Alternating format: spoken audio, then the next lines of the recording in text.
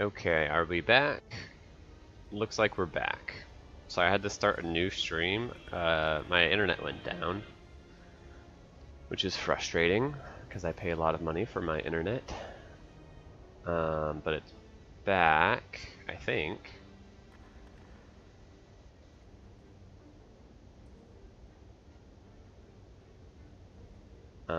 It's not letting me. Oh, I think we are live again. Nope, that's. There we go. We're live again. No? Yes. Ah, we're live again. Okay. And I think we got to about this point before I disconnected. I stopped playing, trying to figure out what was going on, so if you did miss something, we picked a dagger spray over noxious fumes. We skipped a quick slash and a deflect. Those were kind of hard decisions to make, but I stand by them. Here I think we're going to take cloak and dagger. I'm not excited about it, but I do think it's the best pick. Nice, okay. And it says I've got the one concurrent viewer, which is just me having it pulled up on my phone, but it's good. It's a good way for me to check that all the systems are working and everything. Yeah, because we skipped, what did we skip? We skipped, oh yeah, we just skipped a card. And I'm running out of time to make sure we're strong enough for this elite, so I don't want to keep skipping cards. So I am going to take this cloak and dagger, even though I think it's not great in the deck. I think it's good enough. And backflip is pretty poor against Gremlin Knob. Cloak and dagger is also very poor against Gremlin Knob, but it helps a little bit. I think cloak and dagger also might be better against Hexaghost? That's maybe not true. Backflip might be better against Hexaghost if it helps me draw to my poison card repeatedly. Oh, this is tough. Now I'm feeling like this is backflip. Especially with the ancient tea set. Let's take the backflip. Okay, this is an easier fight than what we were just up against. Definitely Cloak and Dagger feels like it might have been better here, although it has like guaranteed a good draw on this turn. We got the neutralize and the poison stab, so we're making really good progress in the fight. It also gives me longevity against a fight like this, where it's like we don't have to take any damage here as long as we are able to always block, and backflip makes it actually easier to always block than Cloak and Dagger. I say that, and then of course here we actually are unable to block, but that's not backflip's fault. Now are we able to kill? This is 8, this is 7, so that's only 15. Yeah, we're unable to kill because of the weak, so we have to take 8 damage here, which is actually pretty bad. That 8 damage kind of feels important, but whatever. Another potion is nice. Another backflip? Nah, all out attack has got to be better. All out attack is like is good. It'll be good in Act 1 and Act 2. It gets really bad in Act 3. It gets unplayable because you have to hold on to specific cards to not just get totally wrecked.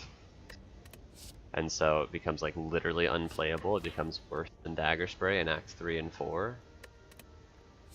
You know, if you have like a pyramid or a well-laid plans where you need to hold on to specific cards, that can really get in the way of that.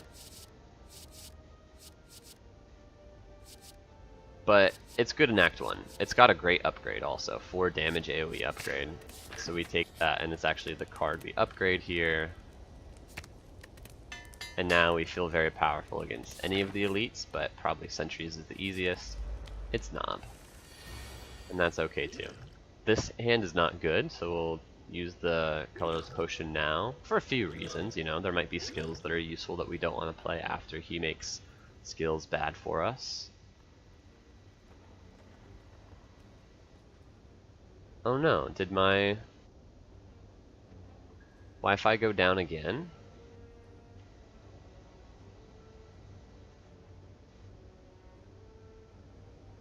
No, my Wi-Fi is still up. But what's going on here? Looks like I'm still recording just fine, but my phone is struggling. I also might need to go get a charger for my phone.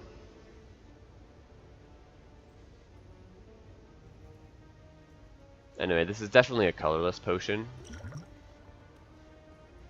Secret weapon is nice. We can grab the poison stab, which is best early on. The other ones we can get whenever. That's got to be the pick. Oh, although we do have 5 energy here. Maybe I should have taken Impatience. Draw 2 cards. This draws 1 card that's guaranteed to be best. I actually think this was correct. But it's a little annoying. Okay, do we kill in time? If we do just 3 attacks and then the attacks next turn, so let's count it up. This is 14 plus 12 is 26. 32. Minus 65 is 33. Minus the 3 damage that he'll take from poison over the next turn is 30. So no, it's not even really especially close. So we drink this potion. So that way next turn we're not vulnerable. We take 8 this turn and 16 or less this turn. And now we can defend all out attack. He's at 25 essentially. This would put him down to 11. So it would be very hard to miss. So we're gonna save the life by playing defend, which need 11 damage. Any 2 damage cards do it. We get the boot. Endless Agony is good with the boot. It's also just good in general, but it's even better than usual because of the boot. Dagger Spray is nice with the boot. I'm glad we picked that up. Okay, we can rest here and take 2 more elites. I like that plan.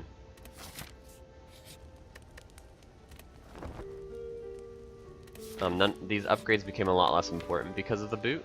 So it's like Dagger Spray was probably the next best upgrade, and now there's no point to upgrade Dagger Spray because of the boot. Toy Ornithopter is wonderful. Oof, another Exordium Thugs.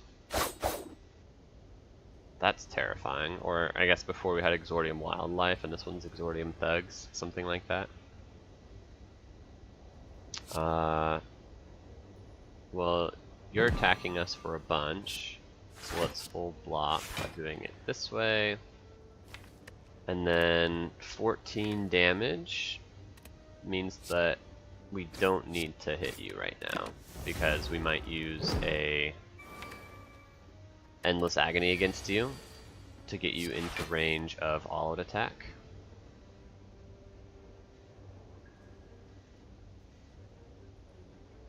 This would put you down to 16, so putting you down to 10 makes a lot of sense. Is it reasonable to defend here? If we all-out attack, you go down to 2 and you go down to 16. 16 we could do...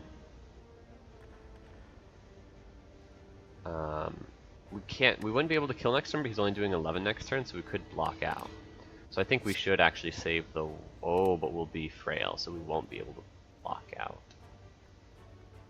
So I think we don't take... I think we take the 1. By not defending here to make sure that they're both dead for sure next turn.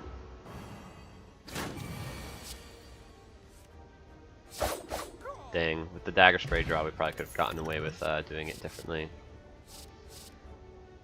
Alright,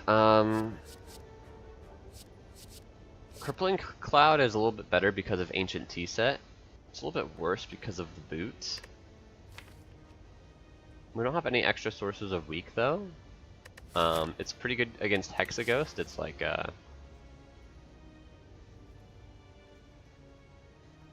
10 damage that also like gets some meaningful weak weaved in.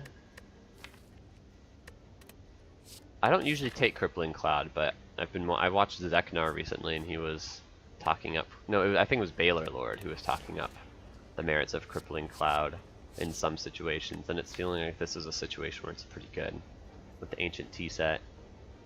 A nice expensive card that you have a good chance to draw on turn 1 is kind of nice, but it's like especially good on turn 1. So sure. The upgrade is pretty good. 3 extra poison is actually a lot, especially on an AoE card. And we're likely to run into the sentries, where it might matter. Okay, we absolutely want to survive. All out attack, and then probably we'll just take the 2. This fight should be really easy. We've got 3 AoE cards in the deck.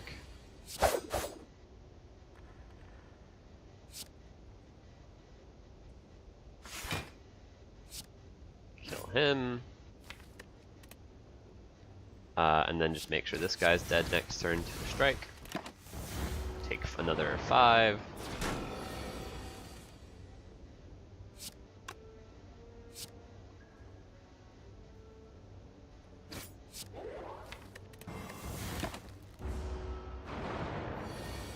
Okay. Backflip. Defend. Poison to full block. And then this is dead to just, I need 2 more attacks. We just need 1 more attack. And then we took only 7 damage. No, but we didn't get it. Unlucky. This usually saves me 10 health here. Probably does better against this elite. So I'll just take the 10. Very sad though.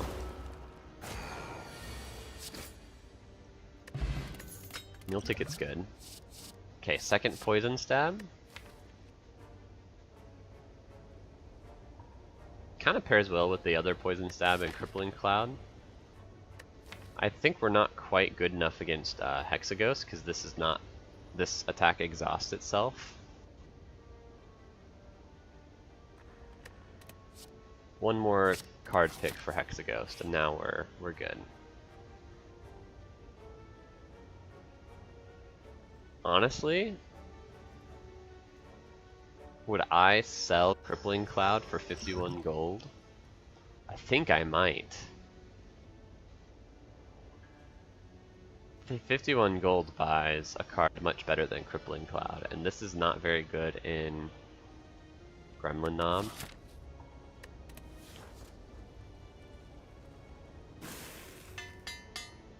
Okay.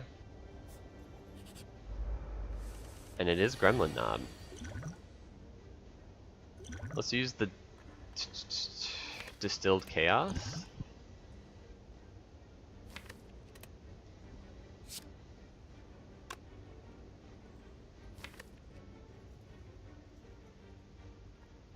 Yeah, I like Distilled Chaos. But I think I want to Poison Stab first. Actually, I don't want to strike as well, because I don't want all the attacker or survivor to discard my strikes. And there's no way it could draw me cards, so I don't need to like save energy. Okay. Not a great Distilled Chaos, but it just means that I am able to draw my better cards here. He's taking 5 then 4, which is 9, so he'll be down to 19. And then if I all-out attack, he's down to 5, which means strike kills guaranteed. So I'm allowed to defend here to save 2 life. Instead of taking 8, I take 6. Yeah, so I saved 2 life there. But 2 life is 2 life. Could you imagine if we were at 24 instead? That'd be so much worse. Pocket Watch and Deadly Poison. I said Poison Stab would be my last pick for Hexaghost, but Deadly Poison is... it makes the fight easier. And we're at 26, although Pocket Watch makes the fight extremely easy too.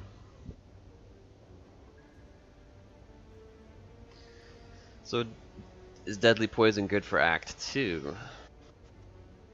No, not really.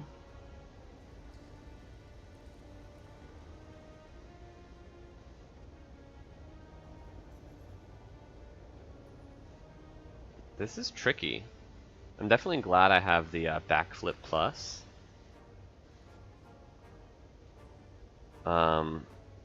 Picking backflip in this act and then having it get upgraded by the paint, war paint, is just like a really nice outcome for this act. Act 2 gets really hard when you don't pick any block cards at all in Act 1, but picking block cards in Act 1 is a little bit tough. So, do I want... Excuse me, sorry. Got a little tickle. Do I want Deadly Poison? Is the question.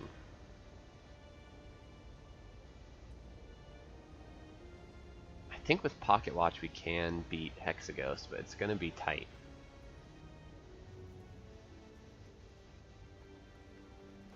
I think there's a chance we lose to Hexaghost if we get some unlucky draw orders, even with the Pocket Watch.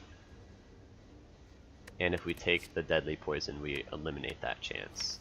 We also give ourselves this nice out for Act 2. It's bad in the hallways, yes, but we can pick more aggressively for the hallway fights immediately in the act.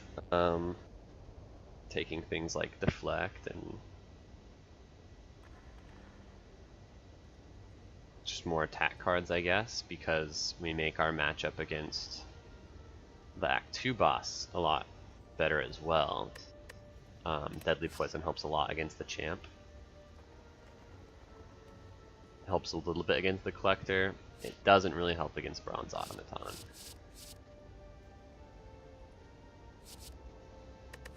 And we've got this hallway fight. This one shouldn't be that hard. Our last hallway fight was freaking Exordium Thugs, or Exordium Wild. It was Thugs, right? Because we had a Cultist who is a Thug. As opposed to Wildlife, which is like a fungi beast. But what's our upgrade then? It's like right now our upgrade's actually probably Poison Stab. Deadly Poison's upgrade is 2 extra poison. That's a pretty good upgrade actually. It deals 13 damage over 2 turns, whereas this only does 11 damage over 2 turns. If we upgrade this, it does go up to 15 damage over 2 turns. 15 over 2, and over 3 turns it's 17, right? 4 plus 3 plus 2, yeah, 17. Whereas over 3 turns, this upgraded is 18. So Deadly Poison gets better after just 3 turns. Which, even though I'm saying it's like not good in hallway fights, there are hallway fights that last 3 turns. It's also better against birds, right? This does less damage against birds. It probably helps a lot against, it's interesting. It's definitely interesting against Baseball. Baseball has 3 artifact charges. We did lose the Noxious Fumes, We pick up the deadly poison, neutralize, poison stab, strips the artifact charges, and then an upgraded deadly poison still kills in 4 turns. Because it's only an 18 damage over 3 turns. But maybe if I draw into the other poison stab, then we get there. That's tough to say that this is going to help against baseball.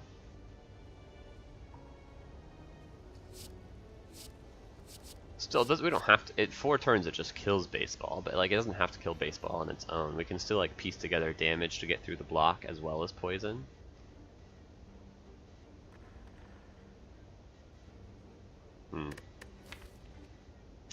What about Chosen? It's pretty bad against Chosen because it's a skill. Against Avocado, it doesn't strip armor, so it's like it's a little anti-synergy with the boot. And then if you think about the Act 2 elites, it's like pretty weak against slavers. And it's not great against Gremlin Leader. But it's very good against Book of Stabbing. Book of Stabbing looks a little difficult right now.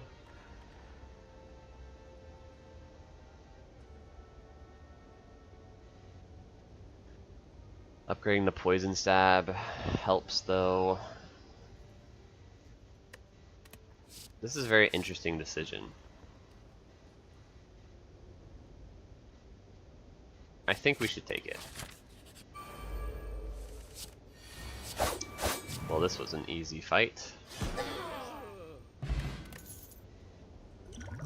Dang. Lose out on 5 health because we didn't drink a potion there, but this potion's bad. We have to do both of these in case Hexaghost goes poorly. Terror is generally very good. With the boot, it's a little bit less good, actually. So maybe I should have thought about that, but we are going to upgrade Deadly Poison for the Hexaghost fight. And look at that.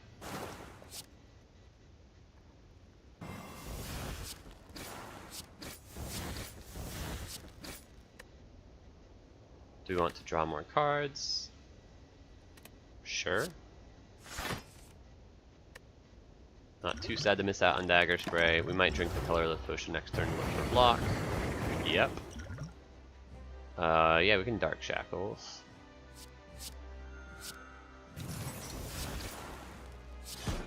Dang, didn't want to discard the Ascender's Bane. We've got a huge head start here. 12, 11 poison. And vulnerable. And Pocket Watch, yeah. This fight is pretty much GG from here.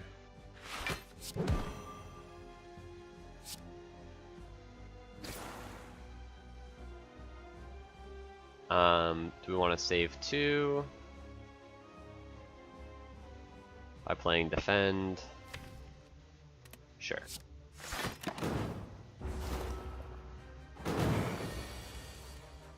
Dang it. Breaking the Pocket Watch ended up being kind of bad, I guess. Please don't discard the Ascender's Bane. Okay. If we hadn't discarded the Ascender's Bane in the first shuffle, we would have had an extra different card here besides the Ascender's Bane. Could have been one of these block cards. So a little unlucky there. Yeah, it would have been backflip apparently. Don't really want all these block cards to skip the shuffle. So let's just do it this way by not playing backflip to shuffle immediately. And now we are pretty much good to go. Technically not dead yet, but now it's dead. Okay. Smoke Bomb actually kind of helps a lot. Corpse Explosion, huh? It's not as important with All Out Attack and Dagger Spray.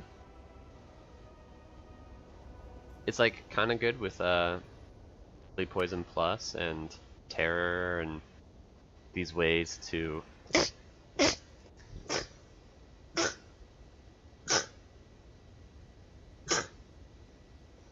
Oh, excuse me. These Deadly Poison Plus and Terror, the poison stabs to some extent, tell us that we have some pretty strong power against bursting down a single target, and so Corpse Explosion helps in the AoE fights if we can burst down a single target, and then Corpse Explosion like finishes the rest of the fight for us. On the other hand, it's a little redundant with Deadly Poison. Deadly Poison is an immensely better source of just applying poison, so in non-AoE fights, it's like not worth spending the money on it, or spending the mana on it, rather. Also, Doppelganger is pretty cool with this Ancient Tea set. Although it's kind of weird with Pocket Watch, because Pocket Watch already gives us a way to draw extra cards on following turns by sacrificing this turn. And that's what Doppelganger does. Doppelganger lets you sacrifice this turn in order to make next turn have more energy and more cards. Well, we already have a way to have more cards next turn, so the energy part might matter, but the cards part probably won't. And if the energy part is going to matter, like, we can just pick up a freaking outmaneuver, which is a common that saves energy for next turn better than Doppelganger does. And then there's Bullet Time, which is honestly not bad. I could see it being Bullet Time here as the pick. We've got Backflip. We've got Pocket Watch, actually. Yeah, Bullet Time makes a lot of sense. And then we have more incentive to pick up Acrobatics, Reflex. We could pick up Snecko, theoretically. Expensive cards become much better. We can pick up Dash and Leg Sweep without much remorse. It's a pretty good Bullet Time. Bullet Time Pocket Watch. We haven't upgraded Terror yet, which is an energy upgrade that we can forego since we know we'll have Bullet Time that can make it cost 0 for us. I think it's a good Bullet Time.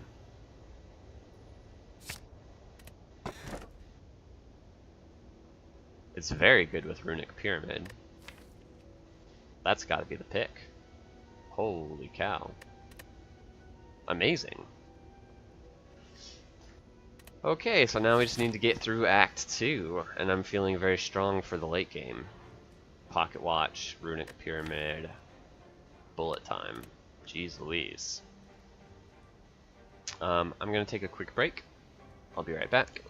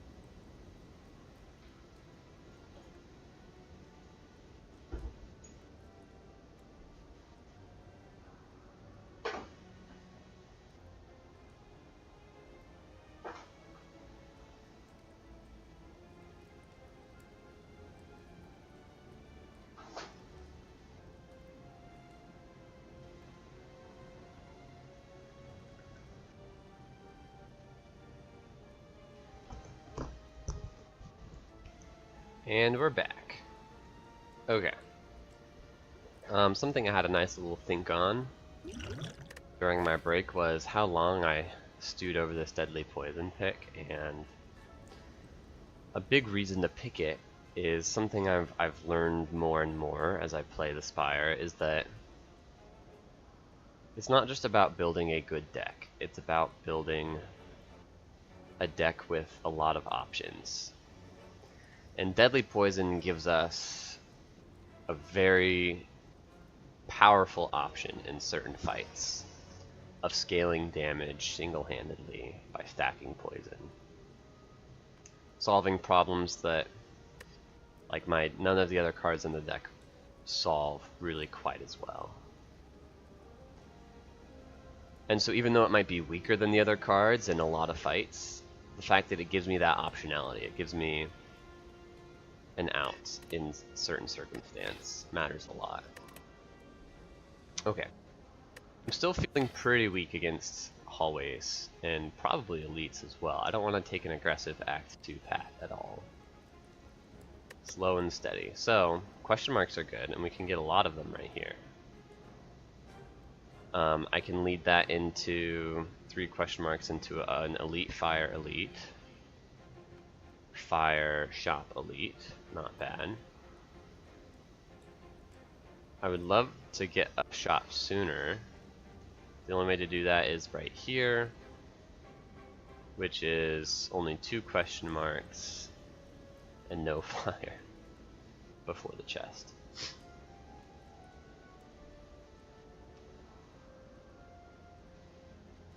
I don't like fighting 2 elites.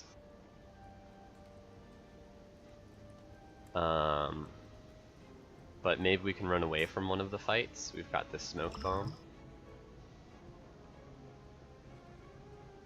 And we don't need to get this burning elite either. I think we can take on 2 elites in total. Here's the Chosen. Deadly Poison, which I said was bad against the Chosen, ends up being very good here, because we got it on turn 1 before Hex comes down.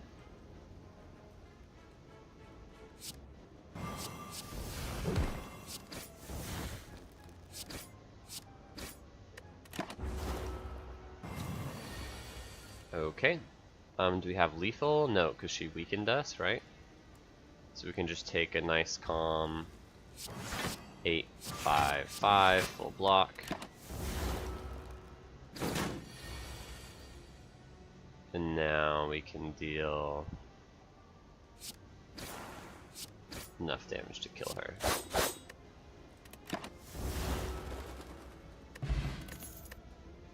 Don't really need another poison stab. Dagger throw plus, though, just immediately becomes like our best damage card in the deck. Besides all-out attack, I guess.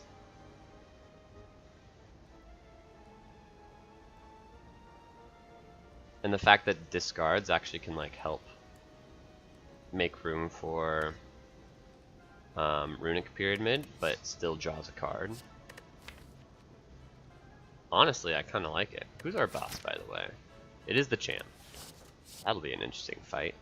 Dagger throw doesn't really help there, but I do think this is a good dagger throw.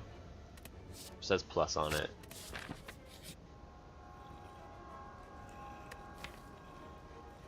Upgrade all strikes and defends is pretty dang good.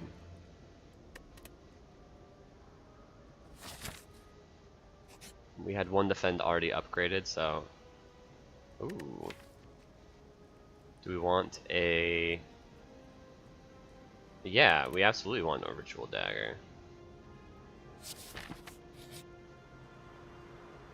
I don't think I want apparitions. Am I crazy?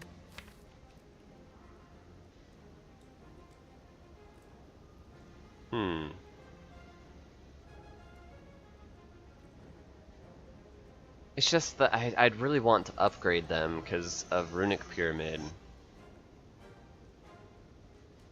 I don't know, even they're actually pretty good with Runic Pyramid, because one of the problems you run into is like you draw, you know, 2 apparitions and you know, a deadly poison, and you really want to play the deadly poison, but you need to play the apparitions, and so you can't play the deadly poison. We just double apparition, and then deadly poison stays in your hand. You play it next turn. It makes Nightmare and Burst really good. It makes Toy Ornithopter worse. We'll take it. We don't get to heal as easily because we're down to 33 max HP.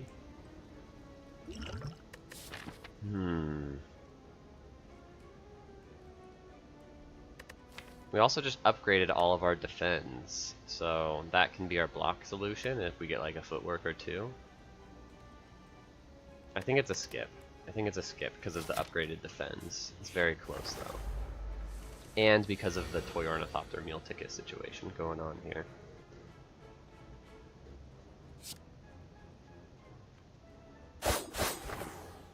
That's very powerful.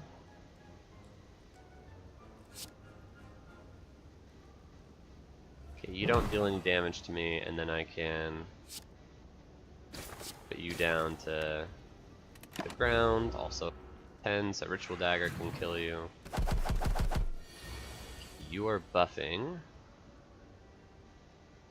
You're attacking for 12. So I can Ritual Dagger, defend, defend.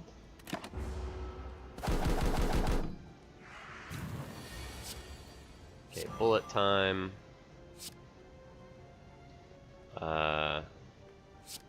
Let's see. That kills you. We can't quite kill you, so we'll just block you out. Yeah, I'm glad I don't have apparitions in my deck. I'm glad that I have a bunch more life in a situation like this. I don't need to use the Cunning Potion. I might miss out on 5 life by having to leave this potion behind that it offers me here. But Cunning Potion is so powerful that I'd rather have it than 5 life compared to most other potions I could be offered. Prepared is pretty bad with Pocket Watch. I think this is a skip.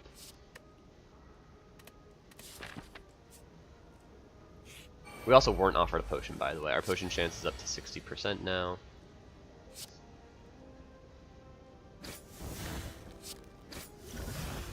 Probably we want to use the Cunning Potion now. Misses out on some damage because we don't have the Terror down yet, but it lets us keep Pocket Watch alive for longer. Maybe that's dumb because Pocket Watch doesn't matter that much because of Runic Pyramid, meaning we already have a full hand most turns.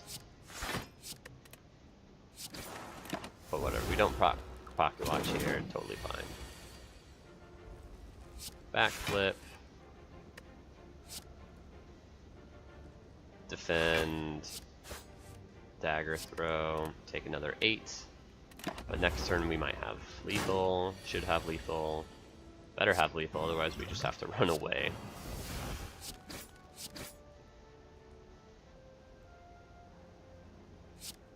This is going to be 27. I think we need the all-out attack and hope we don't hit Ritual Dagger. Nice. Sundial, huh? Don't like any of these. Finisher's okay, but not really.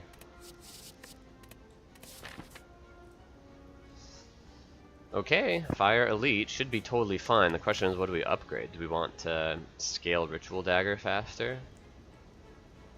Kind of.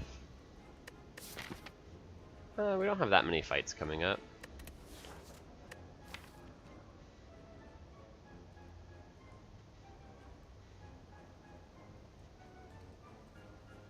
It's pretty nice though.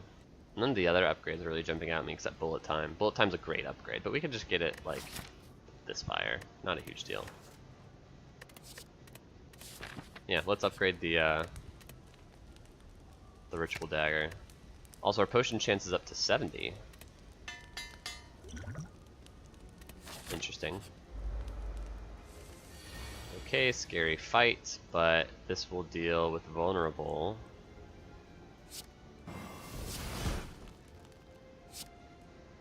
enough to kill this guy. Then we defend. Start working on this guy. Take 7. Not a huge deal. Dagger spray is great. We can even kill him.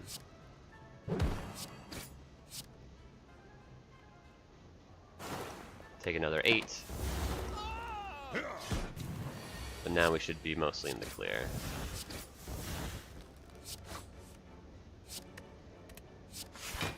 Full block here. And then, yep, this is lethal.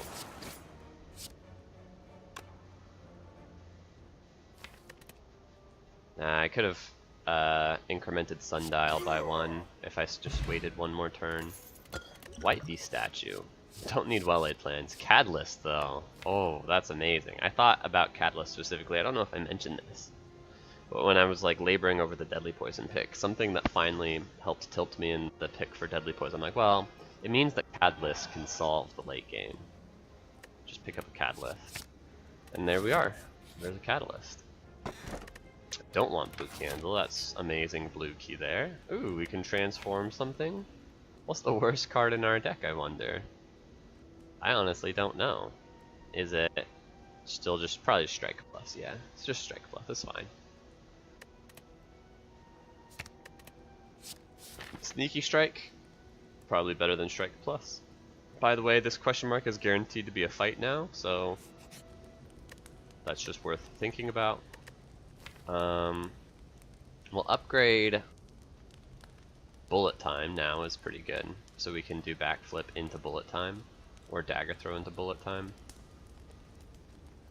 Although with Runic Pyramid and Pocket Watch, maybe that doesn't matter, right? It's like we can get to a full hand with the Bullet Time pretty quickly anyway. So like maybe we can just upgrade Catalyst?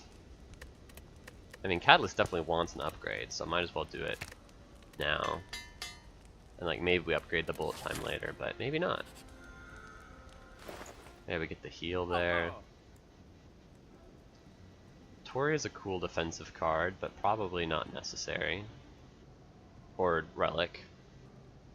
Although we do have a lot of money, almost 500.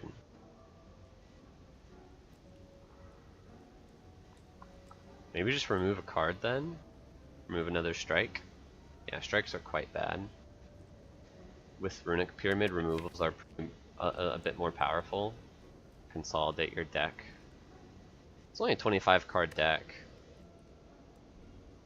So we can get some Sundial stuff going, maybe? Probably not. Although Calculated Gamble is kind of cool. But it kind of fights with Pocket Watch. Doesn't work with Bullet Time either. I mean, no, we can Calculated Gamble into Bullet Time. You know, Calculated Gamble probably makes a lot of sense. Because we get a bunch of strikes and defends in our hand. And then it's like, we're gonna not be able to draw real cards here. And then we just Calculate a Gamble. Suddenly, we toss, 8 cards away that have been getting stacked up because of Runic Pyramid, and then we get to draw like all our good cards. And it also just turns on picks like Tactician or Reflex if we want that later. I don't know if we want either of those, but maybe we do. A little hard to say. Ritual Dagger is really nice. This, by the way, this is a really classic example of why Act 2 events are like such an outlier in this game. We took 3 Act 2 events. Okay. One of them was apparitions that we just skipped, so one of them did nothing. Even with that reality, like even just like dumping an entire floor to do nothing, spending 3 floors, we got almost like a complete path to a damage solution and a block solution, which are like the 2 ways that you need to try and beat the heart. Can I deal enough damage to the heart? Can I survive the heart long enough? Writing on the Wall is on silent, often a block solution. Once you now have, in this case, 7 cards that block 8 at a base level. Now it's just like, okay, like a couple of footworks and now every card blocks for 14. If you just play three block cards in a turn, you're blocking for 42. That's good enough against the first 2 cycles. You have to find a way to deal with the vulnerable still, and if you don't, then it's like, yeah, you still take some chip damage. You get the weak though. You can make it work. Anyway, I like the calculated gamble. I like the card remove. Don't think I cared too much about the strength with the boot. Doesn't really matter to have extra strength against a lot of the elites that we have yet to see.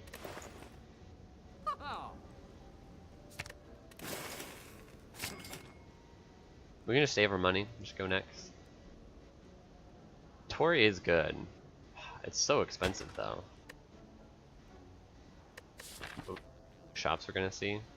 Well, we're taking this burning elite here, so we have a little bit more flexibility in Act 3 to take more shops, which we'll have an incentive to do because of meal ticket. I think we save our money. Sorry, Tori. If you watched my last run, or just if you watched the heart fight in my previous run, you might be thinking that Tori is like unskippable. It's so powerful. Actually, while I'm saying that out loud, I'm noticing we don't have some very important cards in the deck. Piercing Wail, Malaise, Dark Shackles. If we don't find those, it could be a very scary time against the heart, or against some of the Act 3 bosses.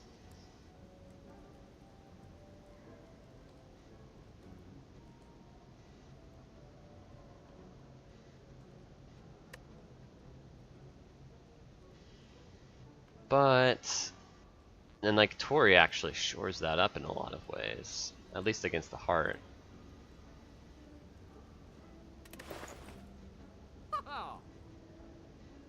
It's so expensive. We're gonna skip. I don't have a reasonable way to expect I will be able to get more money than usual. I don't have Golden Idol. I don't have Courier or membership card to amplify my gold. I don't have Ceramic Fish. I don't have Ma Bank. So, for all of these reasons, it feels like our last real push for power with gold would go out the window if we spent 317 on a Tori. We go down to 18 gold. We've got just a few more fights left in Act 2. We don't know when the shops in Act 3 will be. Maybe we only are able to get one, and maybe it's early on and we just can't do anything at it because we are only able to build up like 100 gold? 150 gold, not even enough to buy the shop relic. So let's not buy the Tori.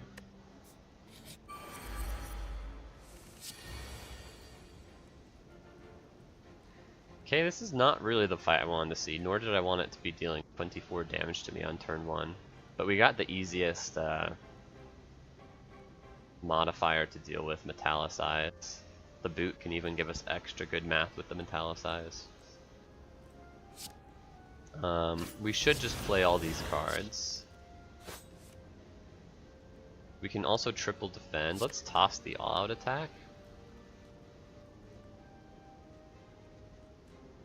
Let's toss the strike.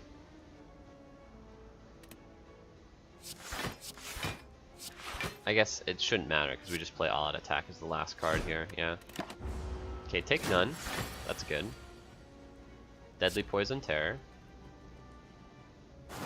That's good.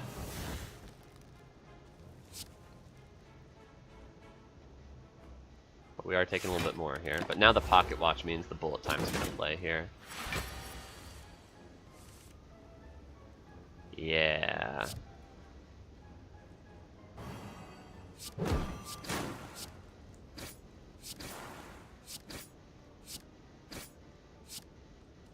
$39 damage.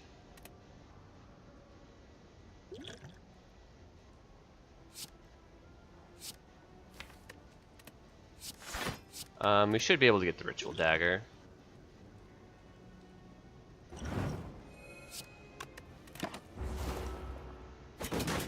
a little bit more. But we can block out this turn, guaranteed.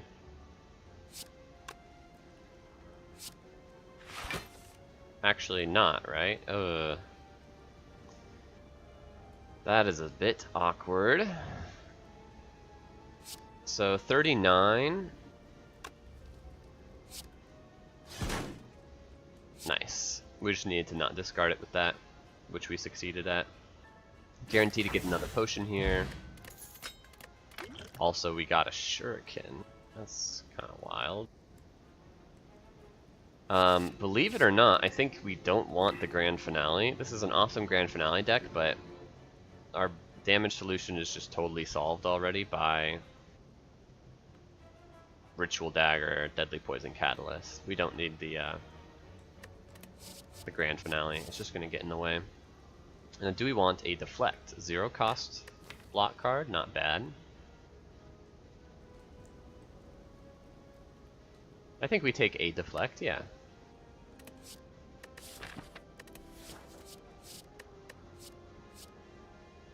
Shuriken's cool, but not enough to make Blade Dance important.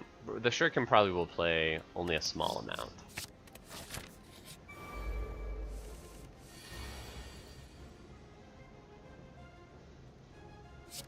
Okay, just triple defend here. Let's toss the calculated gamble. I don't feel like we're gonna need it.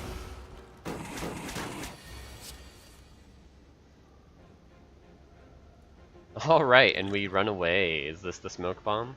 This fight's way less important to get out of than, or like to get through, than the elite fight here.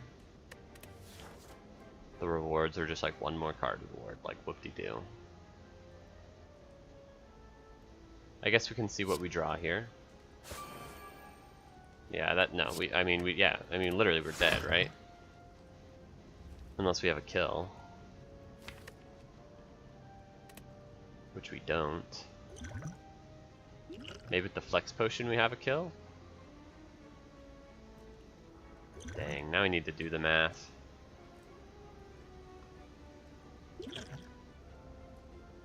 We just don't have the energy though, right? Yeah, let's just use the Smoke Bomb. Gain the life. Go to the rest site. Do we need to rest against the champ? I think we're okay. But what do I want to upgrade? Deflect. Bullet time. Our ability to block long term is actually like pretty poor against the champ.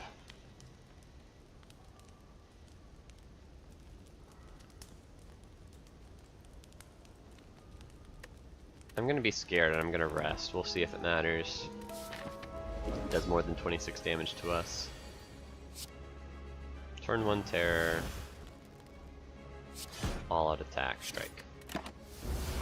Drop to a full hand with the pocket watch.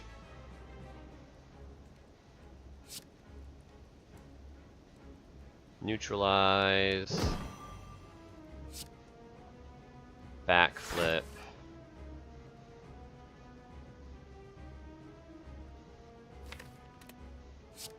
Deflect, calculated gamble. I just want to draw back to, or not back to, but into my poison cards as soon as possible.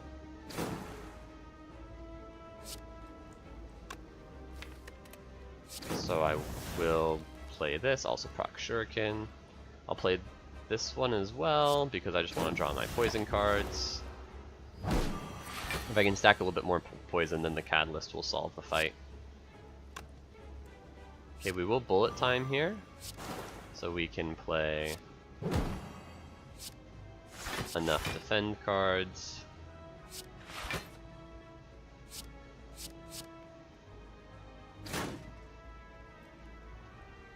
We don't need to hold on to the Ritual Dagger, so we'll do it this way. He's not attacking on this turn, that was guaranteed. Poison Stab. Strike. All-out attack. Get another Shuriken proc.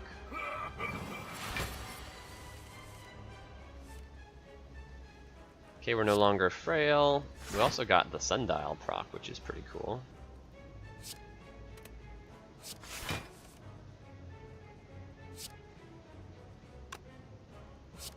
Defend. Survivor. Deadly poison. Poison stab. So 26 puts him down to 230, which doesn't split.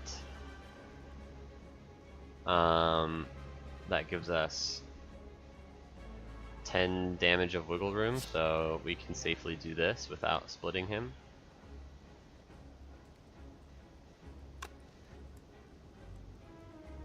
Can we do this? 6 plus 10 is 16. No, we can't. That would split him too quickly.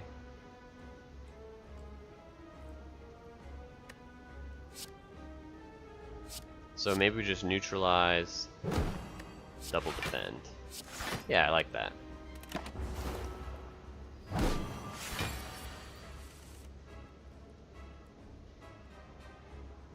Okay, he's definitely splitting, so we'll take a little bit extra damage here to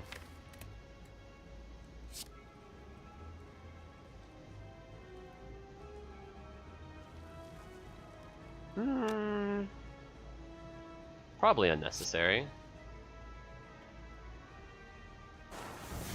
Just defend, we should be fine. Next turn we draw the... Yeah, totally fine. Okay. Next time we draw the bullet time is what I was gonna say.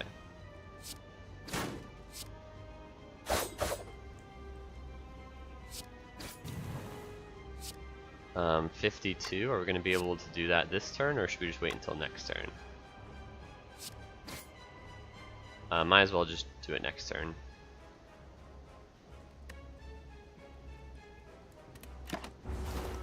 Okay, it looks like we didn't need to rest. Noted. We were very good against the champ, apparently. Another smoke bomb? What's your deal? Alchemize, though. That I can get behind. With a Toy Ornithopter. That's really good. Heal 5. This just said 1 energy, heal 5. That would be good. But it's 1 energy, heal 5, get a potion. That's great. Ritual Dagger up to 36. I'm definitely glad that I upgraded it as soon as I could.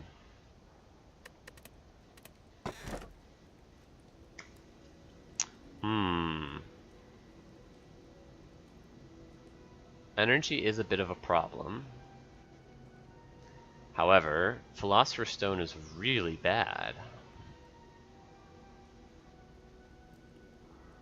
Because we don't have, like, Malaise or Piercing Will or Dark Shackles, which I've already mentioned, in order to, like, mitigate the problem of Philosopher's Stone. So, like, the heart fight first cycle becomes, like, really, really deadly.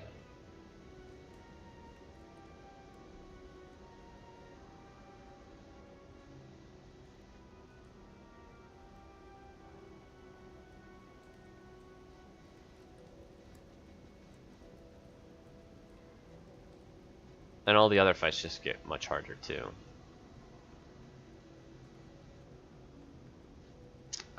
So is it Black Star? We've already got the Burning Elite, so we have a little bit more flexibility in our pathing to try and beat as many Act 3 elites as possible to get maximum value out of Black Star. We have the bullet time. So, like, we have some energy solutions. Same thing with the Sundial, kind of. Oh, and the Ancient Tea Set. I don't think I can give my enemies extra strength. Time Eater should be easy. Here's an early shop. Into a double elite pre-chest path. Yeah. We gotta start with this shop for sure. Bunch of Fights is actually good because of Ritual Dagger.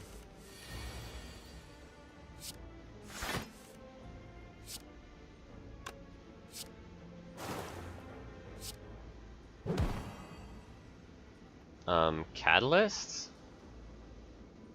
adds 14 poison. So it's just like way more damage than poison stab here.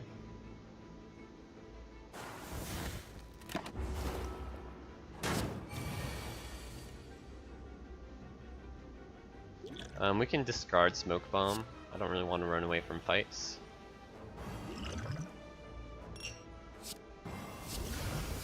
Energy Potion helps. In general.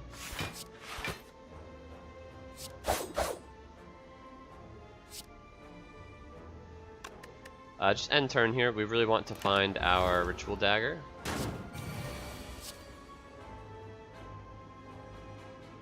So, how badly do I want the Ritual Dagger? Do I want to take 10 damage for it? It's not even a guarantee though.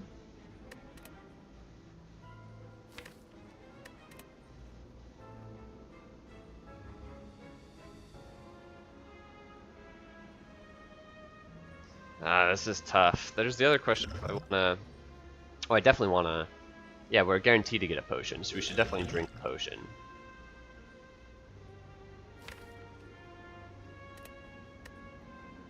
Alright. I'll take 10. Give me the Ritual Dagger, please. Good, we got the calculated gamble. Also increments our sundial that way. Okay, which is better, Energy Potion or Flex Potion? Probably Flex Potion.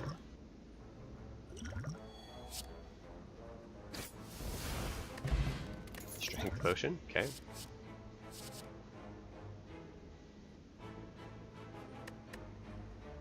I like Outmaneuver. We talked about this way back when we were looking at the Doppelganger pick. It's a common card that helps me save energy over to the next turn, but in a more useful way than Doppelganger, because it actually multiplies the energy. Spend 1 energy now, get 2 next turn. And with the Ancient Tea set, Sundial, that comes up a lot, where we have like these energy spike turns where we actually might not reasonably spend all of our energy on that turn. And of course, Bullet Time as well. It gives me like 2 good energy turns in a row. It's a great outmaneuver.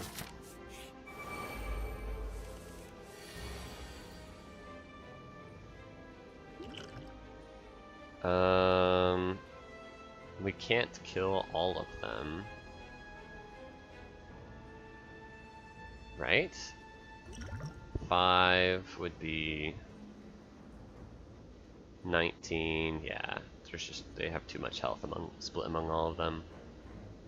So I think we're gonna give up on the Ritual Dagger, because this is a hard fight to get Ritual Dagger on, and right away it's showing us it's gonna save us 11 life by letting us kill an extra Darkling. Can we kill 2 Darklings if we are using the Ritual Dagger with a potion? Probably. Let's see. 19 plus 14 is 33, plus 17 is 50, and then like, yeah, Deadly Poison also.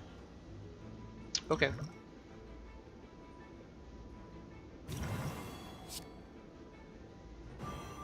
And we end with the all-out attack.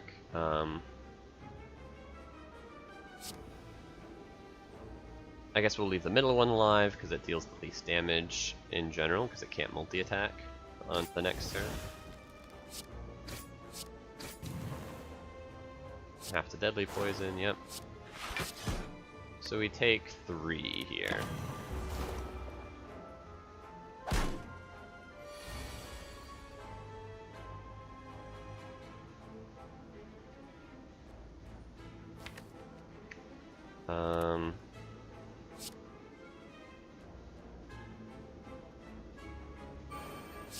We'll just do it this way, I guess. They come back to life, which sucks, but it's not really easy to stop. And this turn's very good because we have extra energy.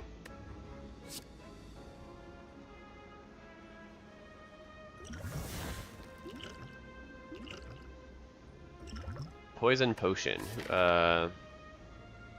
technically good with the catalyst, but I don't think we'll need it anytime soon, and so we should use it because it's worse than strength potion in most fights that are going to be sooner.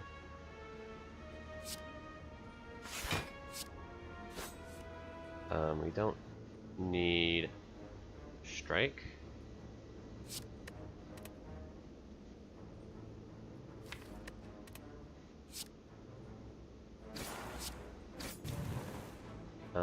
We would take 1 damage here. I guess that's okay.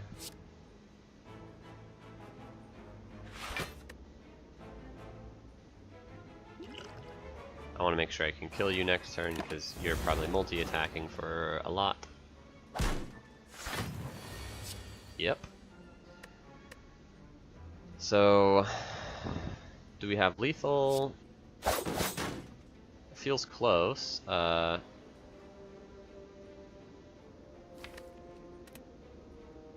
Yeah. Triple your poison. No, we don't have lethal. We have, I mean, we have lethal on this one.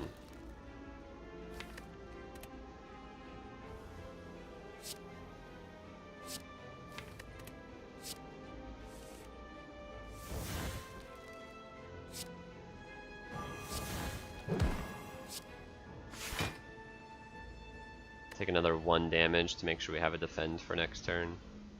That shouldn't be necessary. We can kill this one, and this one's not guaranteed to attack. And if it is attacking, we have a good chance of drawing double defend anyway. Gosh, I hate the Darklings fight, if you didn't know this.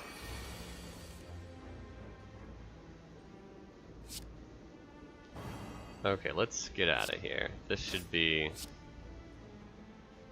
enough to get through all of you, right? Yeah. Okay, not a bad fight. Even though I hate the fight, not a bad fight. Do we want a second outmaneuver? Kind of. Outmaneuver every turn. It's an outmaneuver plus also. If this were an outmaneuver plus, I think I might not say that I need to take another outmaneuver because it's not upgraded and this one is. I'm like, oh, let's take the upgraded card. Yeah. Energy is still a problem. Okay. Vajra is like pretty weak. The Abacus.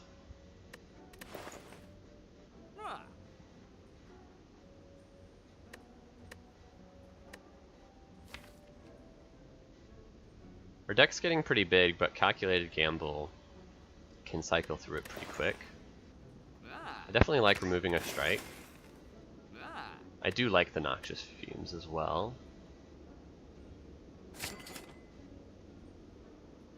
And yeah, we can pick up the Abacus. Right? It doesn't look like my path is going to get another shop this act. So, need to save our gold. The Abacus might matter.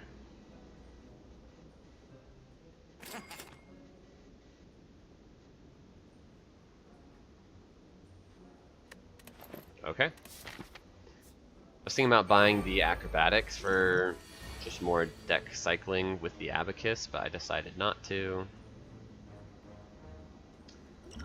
This fight sucks, so I like using the Strength Potion. Oh, but we can take damage first.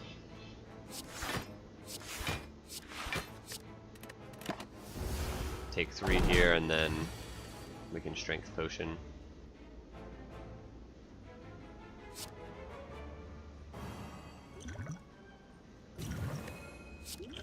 Heal back up.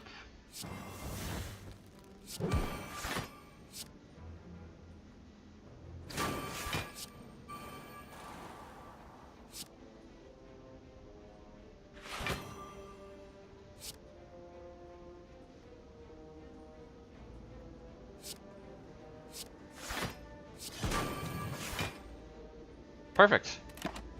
Got a little lucky there. We did have to take a risk that it was going to curse us on that turn in order to make sure that we could kill it. That That's not great. It doesn't look like we can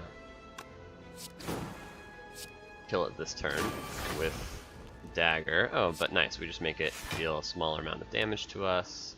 Let's throw the... let's wait to throw the poison until we take some damage.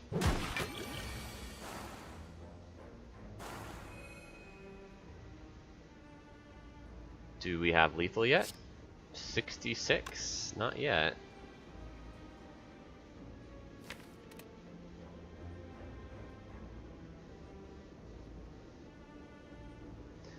Outmaneuver is good, but we do need to do more stuff this turn.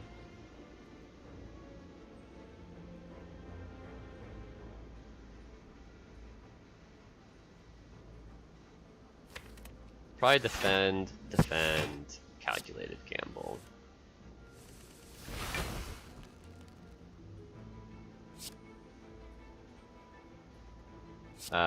Defend.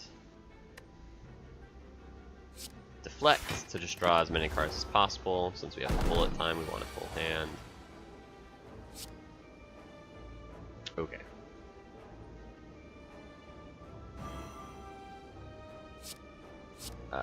Neutralize.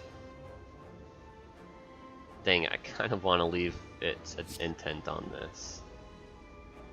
But we'll strike. Okay, that's manageable. We'll just do defend,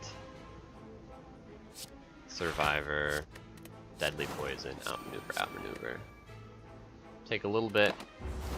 We're gonna get the ritual dagger proc.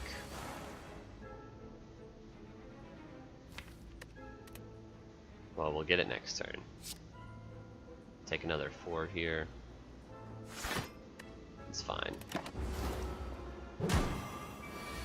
The Toy Ornithopter, White Beast statue, Alchemize means that we actually are allowed to just kind of play around with our life total here. So taking chip damage doesn't really matter. Acrobatics plus. I could see that being good. Take a tactician. We got the abacus. Okay. So we want these 2 elites, so we are going to the question mark. Duplicate a card in our deck. Oh, ritual dagger, right?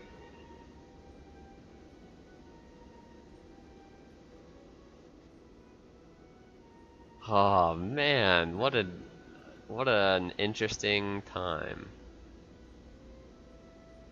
Could be Alchemize too. Alchemize is crazy good in the deck.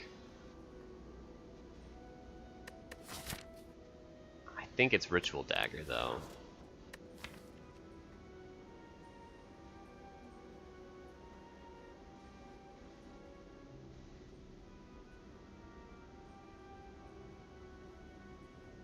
My defense is really questionable.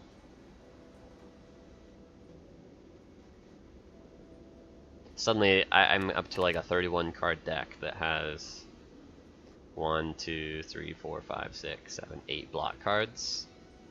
And they're like not the best block cards. I mentioned that like writing on the wall is a block solution if you get footwork. If you don't get footwork, it's tough. We did take the Abacus though for that reason. I'm gonna take the 1 energy for 46 damage card. That's a really good card. Outmaneuver, good. Poison stab. Strike. No, probably use the Blessing of Forge. Maybe not this turn.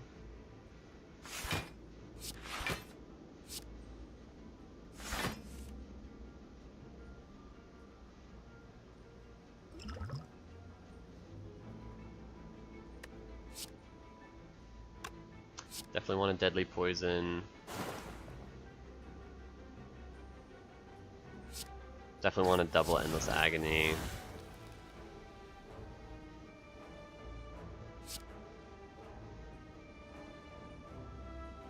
Sure, dagger spray.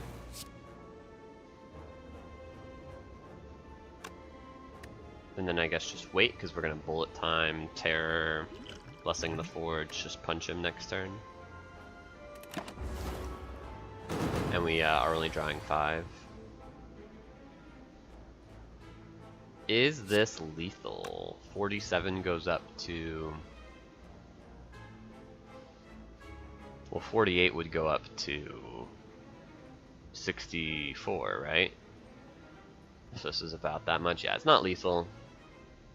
So, how do we want to do this? I do want to drink the Blessing of the Forge.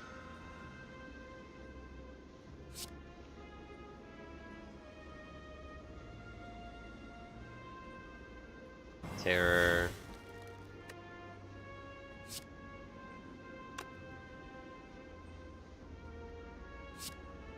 Maybe just acrobatics.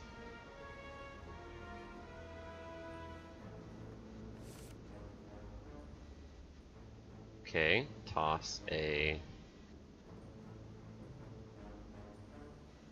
strike. Play a sneaky strike. Catalyst, outmaneuver, something like that. Okay, please don't attack for 45. It's fine though.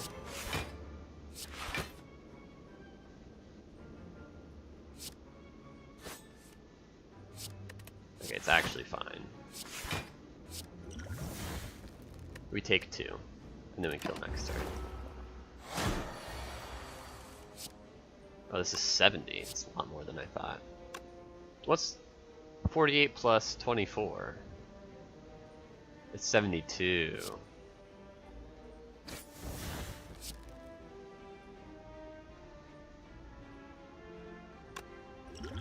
Oh, we do want to gain a little bit more health, so we'll drink the cunning potion. Because we're going to get a potion anyway, which we got regen potion. Orichalcum Centennial Puzzle are interesting for sure. Backflip Plus is good, right? I like that. Okay, let's get this other elite. Maybe we can scale both of our ritual daggers here.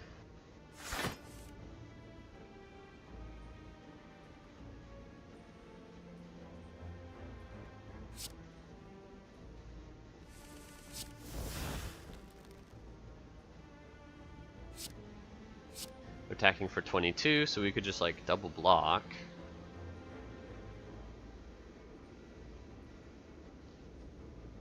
Or block deflect. So we can play an outmaneuver? Sure.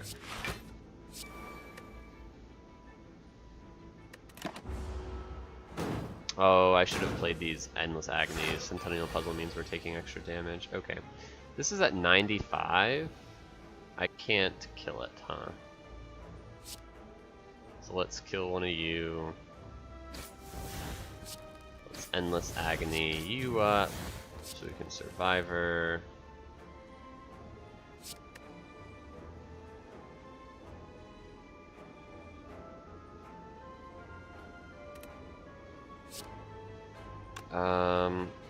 Yeah, we do want to kill this. So we'll do this. This will kill.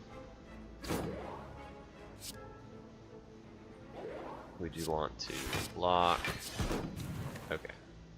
A little weird, but should be fine. We got this regen potion, so if we take some extra damage here, it's not a huge deal.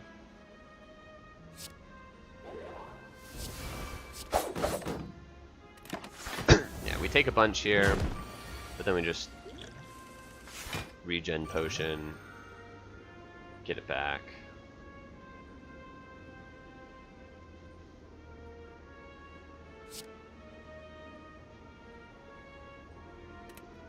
This does 53, so yeah, we should be able to kill next turn, no problem.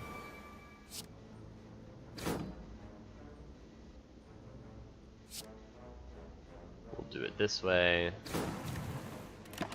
Get more healing out of the regen potion. Can we get more healing? It heals for 4. We can block for 18, which would take 4. No, we can block for a little bit more than that because of the deflect.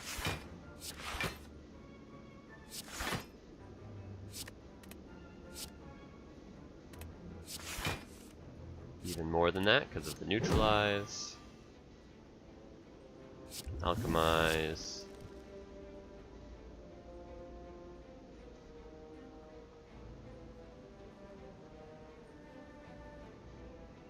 Outmaneuver, we'll gain 4 and then kill next turn. Okay, this is a tricky situation. These potions are so good. Do we care that we're gonna start missing potions with Light Beast statue? Not really. But it does mean I can't keep gaining health. We're at 61, and I would like to keep gaining health. That's a tough situation. How do I want to... I feel like it's going to be hard not to take chip damage in these upcoming fights. I know Ritual Daggers are getting better, but still. I mean... Reptomancer, right, is one heck of a fight.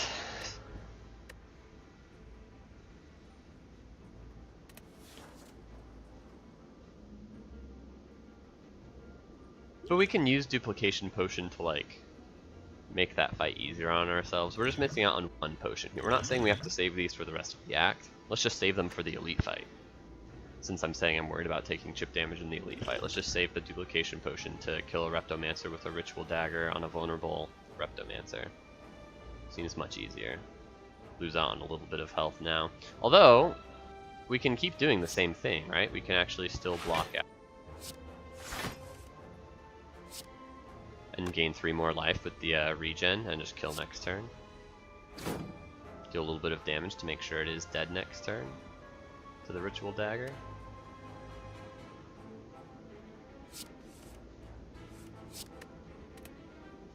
Oh, we procced the Sundial though. Not great, but should be fine.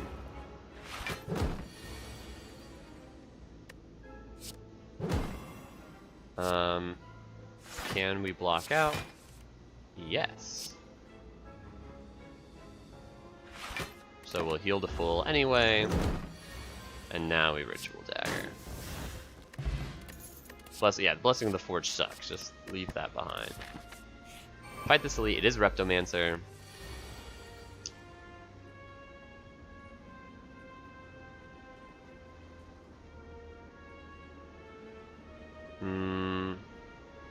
This is tough. We're gonna take some damage here, right? We can all-out attack. Well, we can Ritual Dagger to kill one of them. Yeah, that makes a lot of sense. Because we don't need both Ritual Daggers. The other Ritual Dagger is a little smaller, though. Makes me a little nervous. We might need both of them to assassinate the Reptomancer. With the Duplication Potion, if she's vulnerable, this deals like 80 damage.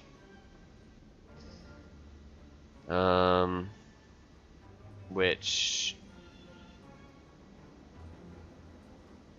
Yeah, but this one doesn't quite deal 80. This one does 76 damage. So, times 2 is only 152.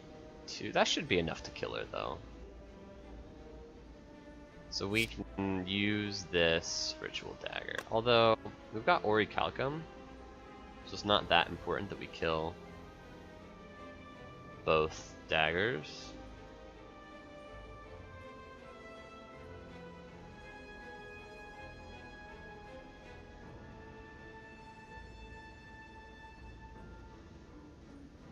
I'm also thinking we could save the all-out attack for the 2 daggers that are coming up.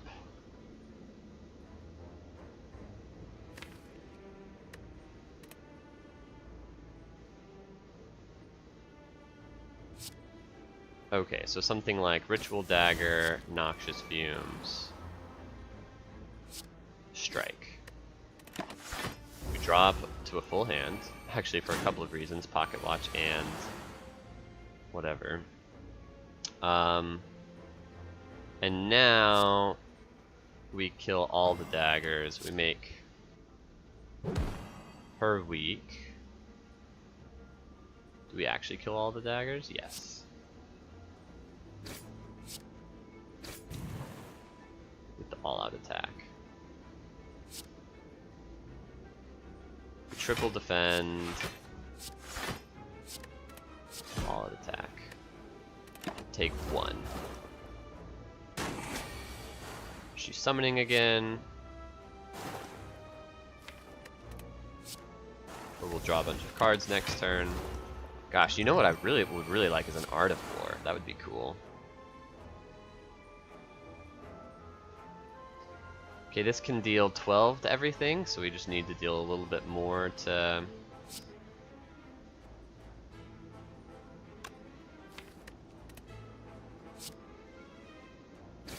these guys. Yep. So Dagger Spray kills, we can tear alongside it. Okay, this fight ended up not being that hard. We have lethal, probably? 12 damage is... they're down to 80. Yeah, so not quite lethal. She's also attacking for a lot.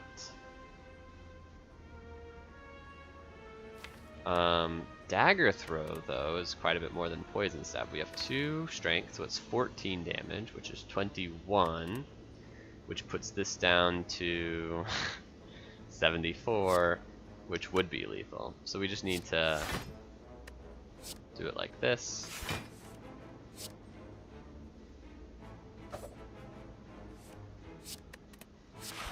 And we have a kill. So once again we can gain 4 life at the cost of a duplication potion being replaced with a random potion. I think we'll hold on to the duplication potion. Juzu Bracelet, interesting. Frozen Egg, I guess is good. Piercing Whale, Tactician. Oh no. We gotta take the Piercing Whale. Solving a Cycle of the Heart is too important. But dang. Tactician. Okay, now the question is, do we want Juzu Bracelet? Probably. It's probably better to get an event than a fight. Right here. Or right here.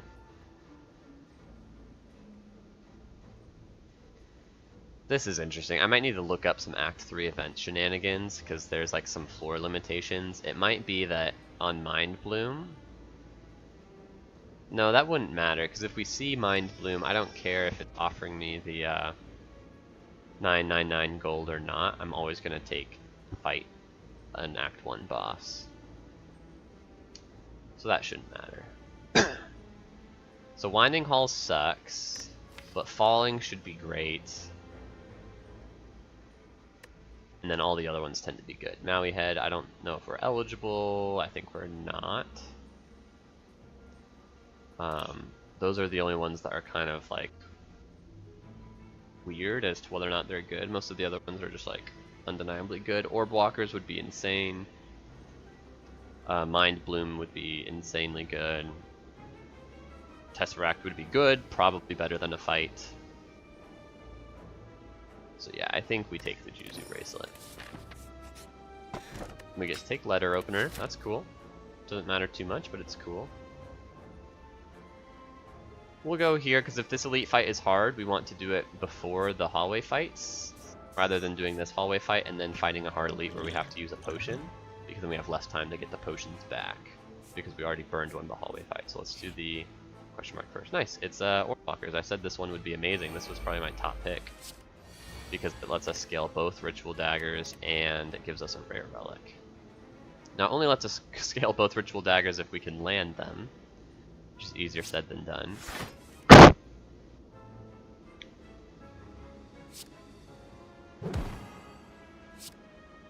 They're both at 92 now. Let's just focus on the front one, I guess. Doesn't matter too much. Defend makes a lot of sense here. It's a full block.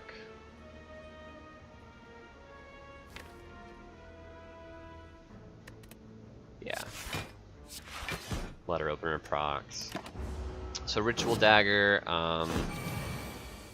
with Vulnerable will kill either one.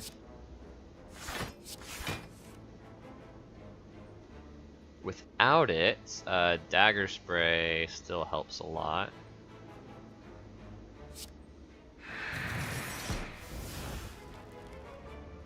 Doesn't quite kill yet, so we should probably just block out one more turn. And then next turn we get a kill with one Ritual Dagger. Nice. So Terror, Ritual Dagger. Oh, this is tricky. We don't get to kill both. I really wish I had, well, I could just use the Duplication Potion. Yeah, that makes a lot of sense. Terror, Ritual Dagger kills one, do Potion, Dagger kills the other. Heal up to full, get our potion slot. Yeah, that's good.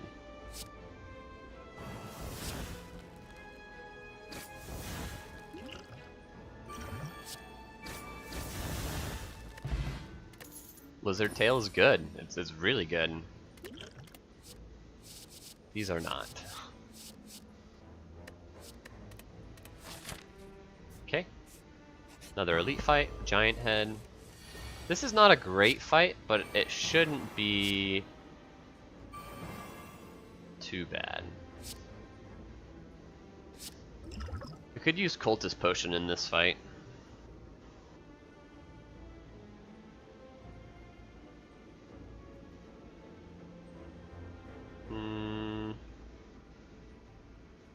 It's hard to say. I'm gonna say no. No Cultist Potion. Hopefully I don't live to regret that. I mean, hopefully I live, but not live to regret it. Terror, Deadly Poison. We could just Catalyst now.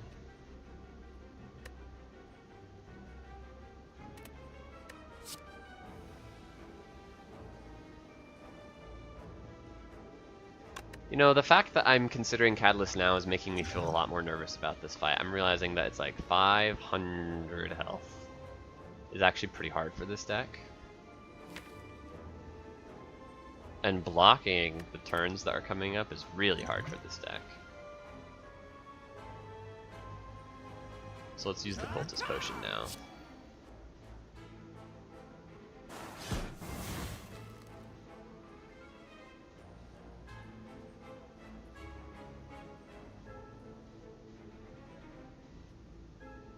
Sure, just defend Dagger Spray.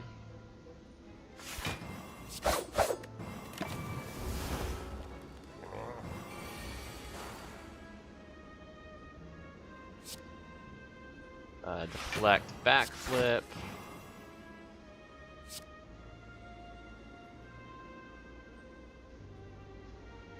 Outmaneuver Poison Stab.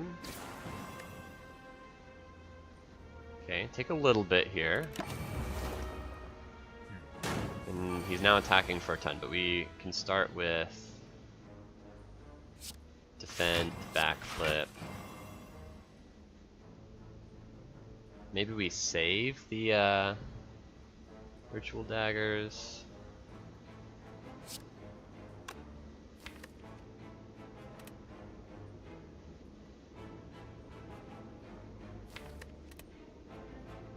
Neutralize Calculated Gamble? This is so strange. I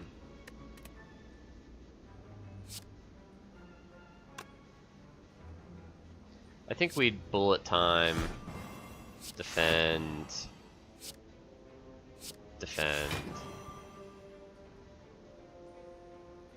Piercing Wail, neutralize. Maybe we don't neutralize, because neutralize is so good next turn.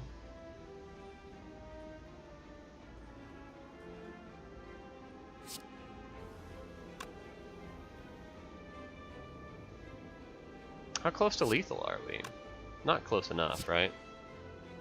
This is only 300 with both of them. So we need basically another 100 damage.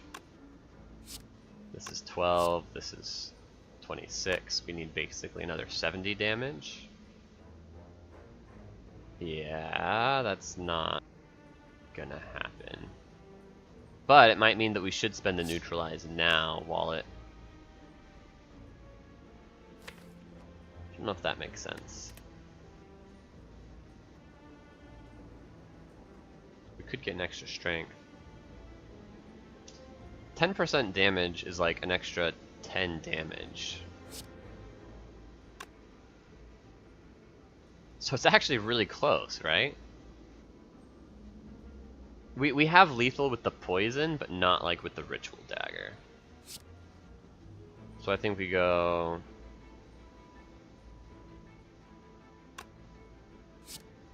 Survivor.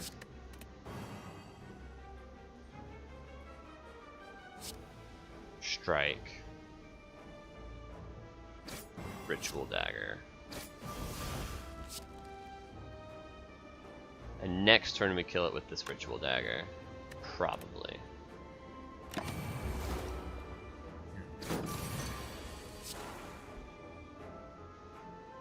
Yeah. Seems pretty easy. Neutralize, endless agony, dagger throw, poison stab, ritual dagger. Yep, we got there. Perfect. All according to plan. So maybe we didn't need to use the ritual potion. I got really worried in that fight. I'm like 500 damage, but the slow and like it didn't feel like I would be able to take advantage of the slow procs, right? It's like I've been building this deck under the assumption that I only will be playing like 3 cards in a turn most turns. So I'm like, how in the world am I going to take advantage of slow procs? But there are 2 things I failed to consider. Is like, one, I do have explosive turns with the bullet time, so I can get up to like, I mean, that's only like 8 slow procs.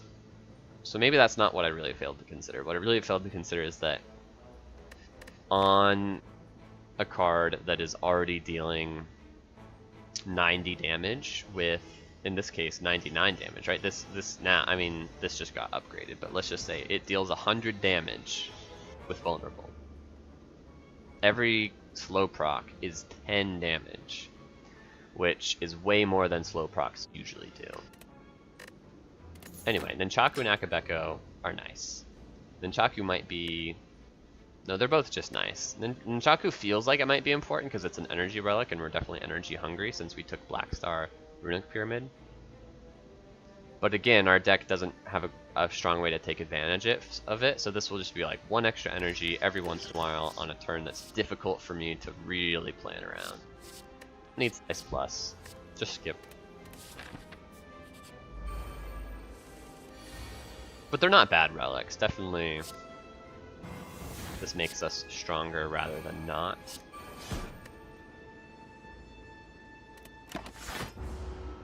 Okay, draw up to 10 cards, and now we have 8 energy this turn.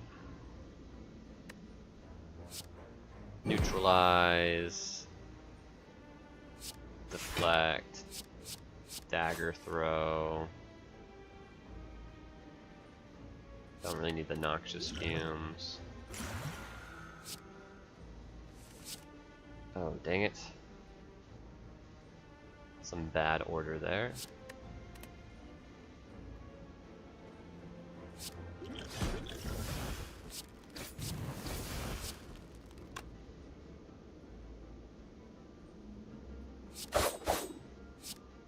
Not quite a kill, so we'll just try and block out. Which we do. And now Ritual Dagger kills next turn. Which Ritual Dagger do we want to try and kill with? This one's good enough because it's the only guaranteed kill we have, so let's just take it. Okay, we are at full life, so we don't need to drink a potion to gain life. We're just gonna leave this one on the ground anyway. Don't want those cards. One more hallway, one more elite. My second writhing mass? Oh my gosh. Act 3 has really tried to annoy me. And enemies that are least annoying in Act 3, Spire growth, which we just saw, that one's totally fine. Like that enemy. It's very simple, not annoying. It's not easy, but like it's not trying to do anything crazy. Okay. The Maw, which we didn't see, that one is also not annoying. It, again, not easy. It actually can scale incredibly fast, so it can't be like one of the scarier enemies. But it's not doing anything like obnoxious. The most annoying enemies are actually one more to round out the not annoying enemies. Transient is not annoying. Again, it can be really difficult. In this deck it would have been easy though.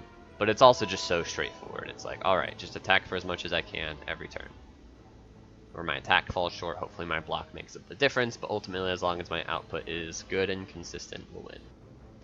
The most annoying enemies are Writhing Mass, probably the most by far. Because it can put a curse into your deck, it changes its event, and Malleable is so frustrating. And Darklings can show up in the easy pool and the hard pool, and we've seen 2 Writhing Masses and a Darklings. It's really annoying. Spikers can be annoying too. We saw a Spiker. No. We saw Shapes but no Spiker. We saw Shapes plus Spaceball. Anyway. This is not great.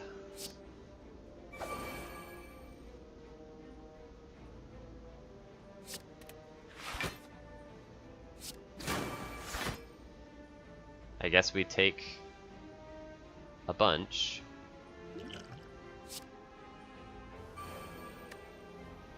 It sucks.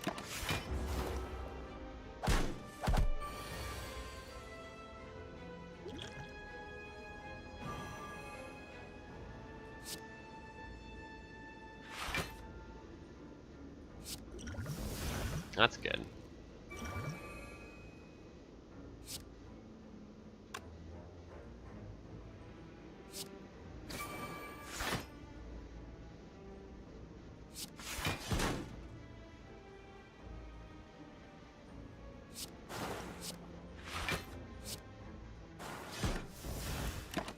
Okay. Try and kill it this turn.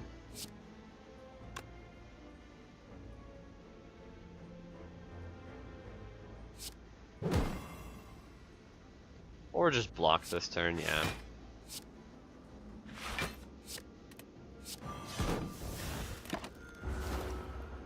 And then we kill it this turn. Yep.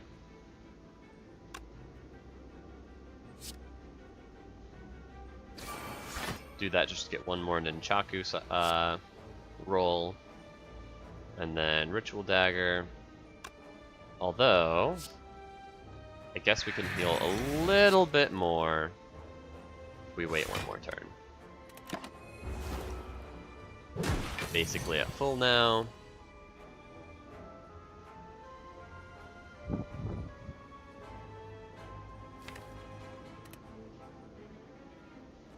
Okay. Which one do we want to make better? Oh, they're the same. Okay, it doesn't matter, so we can all-out attack. Does Sneaky Strike kill? No. Sneaky Strike, and then Ritual Dagger. For the Nunchaku purposes.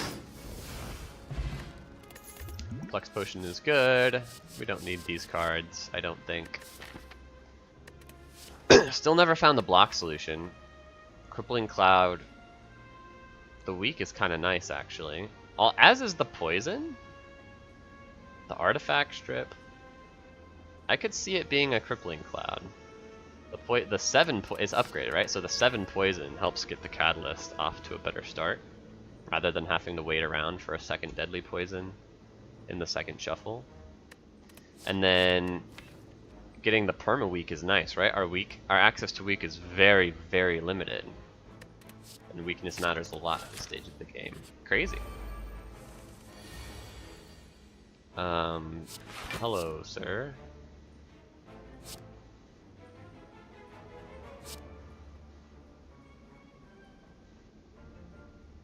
Weak, it's 15, so we want to play defend. Yeah, so it's like neutralize, endless, endless.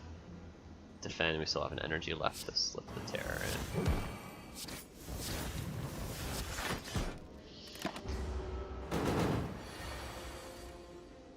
Well, that's not good. You're being rude, pal.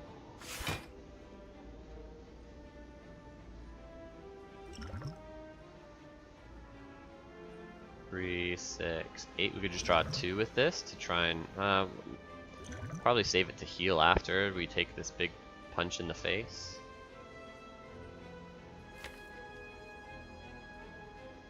Yeah, I guess so.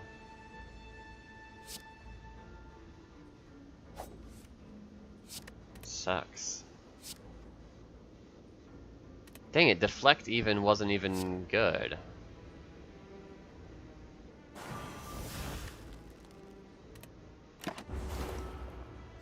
Ugh.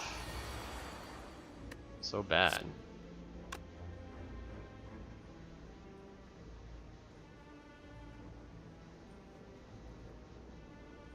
Do we have a kill here? No. Okay, that's not good.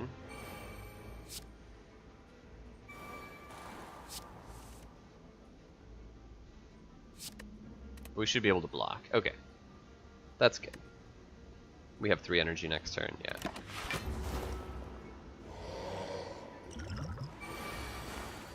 Cool. It's not even attacking for very much. So we can do like Survivor,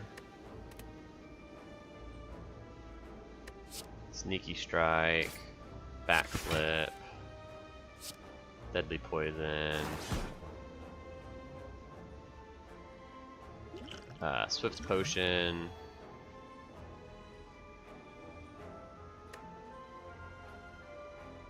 Alchemize, Skill Potion. Sure, just big old malaise.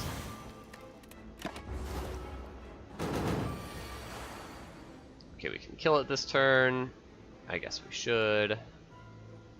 Do we want to improve this Ritual Dagger or this one? Probably the one that deals more damage.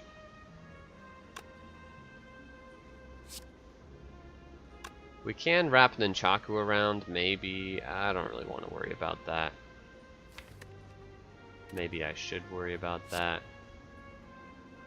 He could attack for a lot next turn, and the burns could screw me over. Let's just get out of here.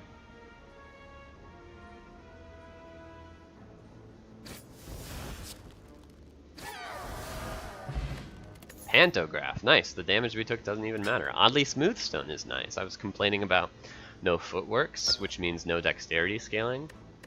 Well, there you go. These defends just got quite a bit better. They block for 9 each.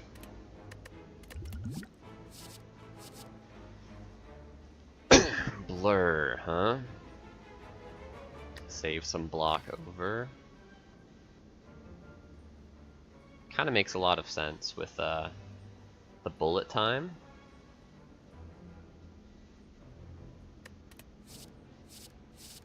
It doesn't make that much sense though with the Runic Pyramid. It's like, if I need block next turn, I can just play around that. And it only blocks for 5. It automatically becomes my worst block card in the deck. I'm gonna say pass. We don't need an Acrobatics minus. Okay, we have to take the red key here. But thank goodness for Pantograph. I'm not feeling great about this. My damage is really good though. My block is like so sketchy. This is like not enough block to get through prolonged fights. I'm used to usually having a hard time getting my damage solution all the way there, and so my block solution just has to be like Dynamite. You know, Nightmare Footwork, Nightmare Wraithform, or Apparitions with bursts or something. kunai. Those are like the big ones. Tough bandages, actually, is another one. And those are all hard to find. Like, almost everything I listed there included at least one rare card or a rare relic. Or an uncommon relic, I guess. Kunai is uncommon. However, you don't need... those block solutions are so good. Pretty much all of those let you go the distance against most fights. Most boss fights. Even the heart. And then you can just piece together your damage solution and you win. And I've won a lot of runs that way. That's how I won my last run. It's not as often where your damage solution is like, yeah, I'm gonna kill the heart in 4 turns before the second cycle. And we're creeping up on that with deadly poison, noxious fumes. Where's the crippling cloud and then catalyst? Like, okay, that's reasonably how much poison is that per? How much damage is that per turn in poison? 7, 14. Let's call it an even 15 because it does decay a little bit, but we do get to stack a little bit more with noxious fumes. 15 tripled is 45. 45 damage per turn in 4 turns. That is 180 damage against the heart. Rounded up to 200 if you account for like chip damage from poison stab or whatever. Now we only need to deal 6 damage to the heart. I'm saying that out loud and I'm getting a little bit worried. I'm like, we don't have 600 damage just from ritual daggers, right? So we don't kill the heart in 4 turns. That's fine. It doesn't mean our damage isn't like still spectacular. We'd kill the heart in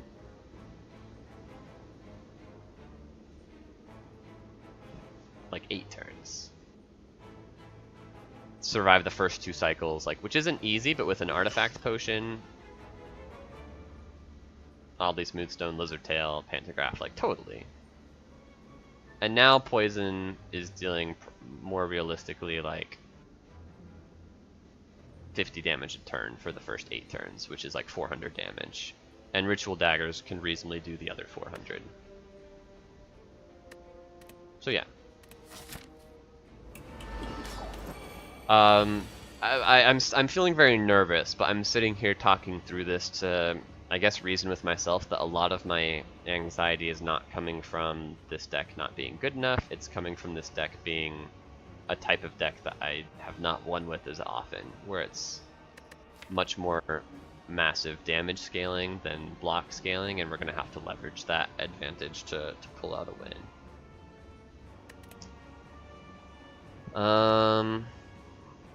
Okay, so how do we do this? Acrobatics is good.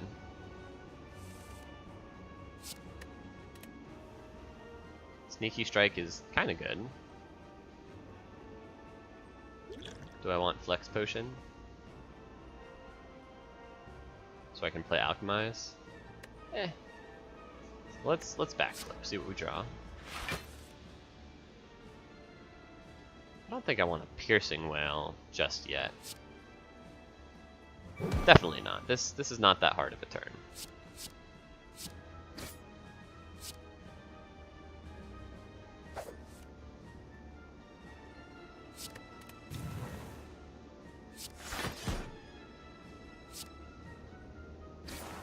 Okay. Got a little bit of damage in. Locked out. But importantly,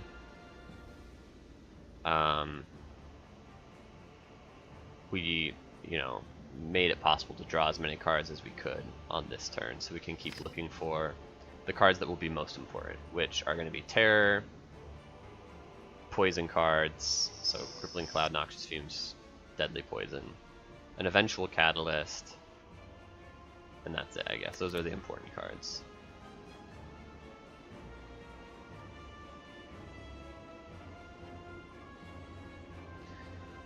32 damage is a lot.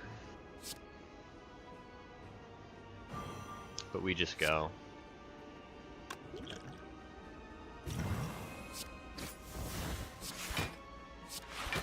That was a stupid use of a potion. I thought I was going to play Alchemize, but I didn't realize that the clock was running out so fast.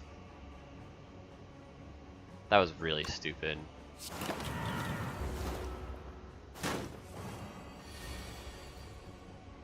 Okay, we are going to Piercing Wail. So we're being attacked for 30.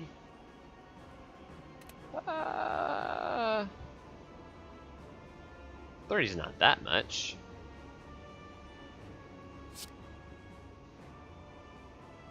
Gosh, I hate this fight.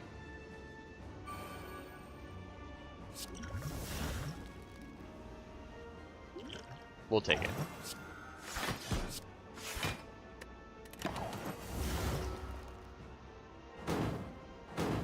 It ended up being fine spending the potion when we did. Not ideal, but fine.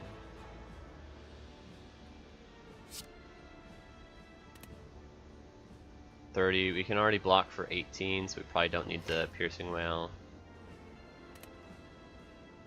But maybe we intentionally don't block. We just Piercing Wail, Calculated Gamble, so we can get down our more important cards. Noxious Fumes, Crippling Cloud, Outmaneuver. We only have 3 card plays next turn. But we've got a backflip, so we can, yeah, we can full block basically.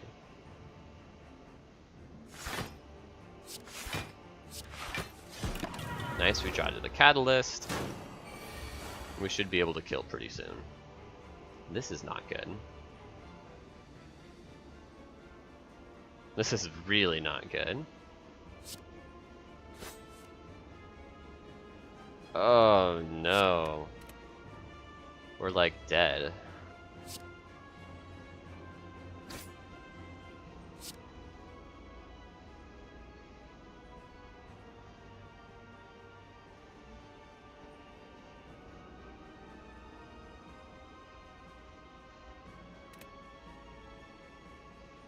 We can weave in a Poison Stab because of the Nunchaku, and it's worth it because of the Shuriken. And then we have to defend.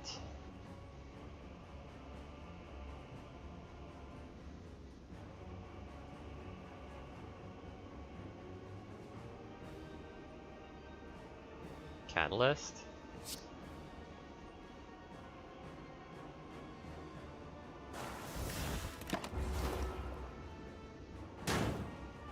Oh no. Okay, okay, we're good. He took a turn off.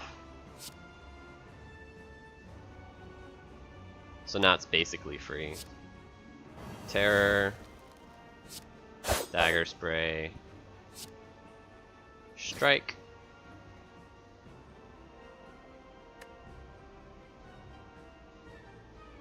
Neutralize. We are weak though. Uh-oh. Can we not kill this turn?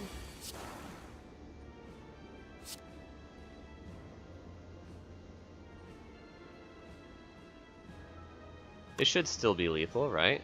We only have 3 card plays. Uh-oh. 50. No, it's not lethal. I just screwed everything. We have to find the other Ritual Dagger, but we only have 3 card plays to do it. It's like Ritual Dagger, Acrobatics, and then we have 3 chance of winning. Oh my gosh. There's no other way out, right? This is 13, this is 19. 13 plus 19 plus 77 is not...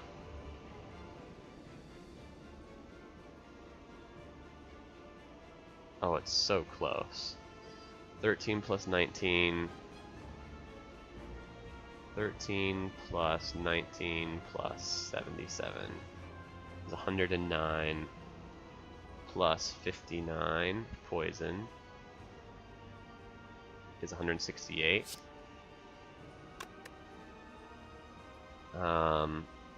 Which is not enough. Yeah, it's just not.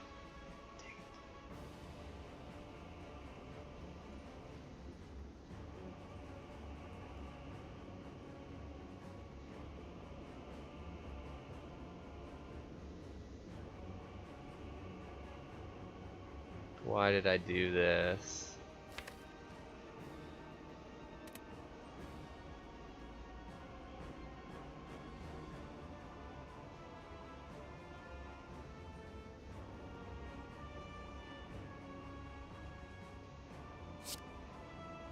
Just take the 1 and 3.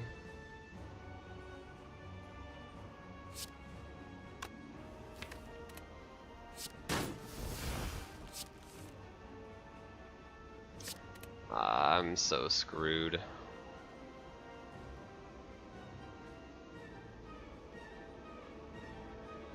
If I had one more card play, I think we could have gotten there. I don't know, man. We just screwed up. I don't think we can win from here. We have Lizard Tail, so it's not over. Feels pretty over, though.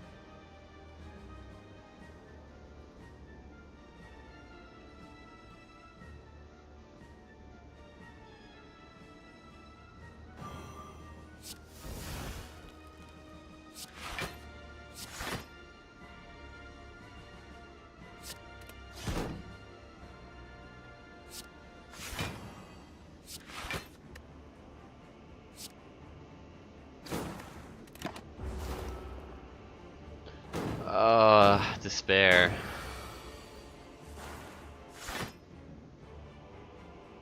Do we make it through this turn? No. We're just... don't even make it through this turn. We have to use Lizard Tail. Right? This is 18, 27. Yeah. Gosh, dang it.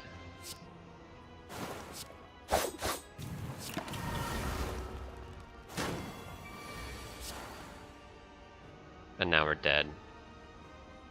48 is too much.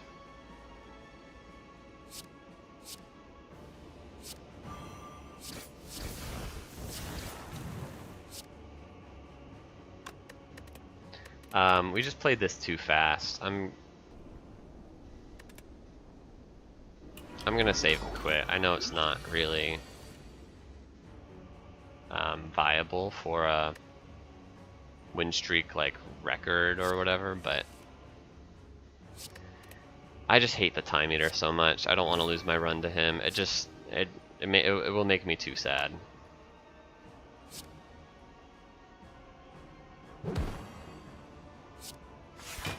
Oh, it's so tilting though. This fight really pisses me off.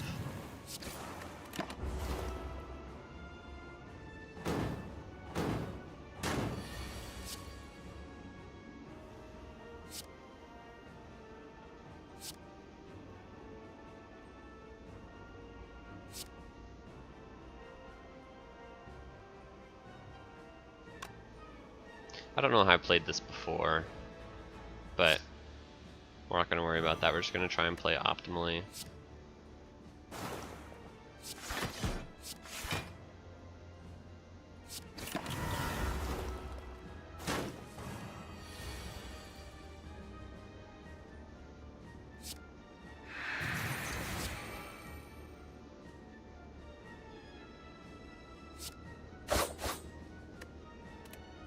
Use the Orichalcum here.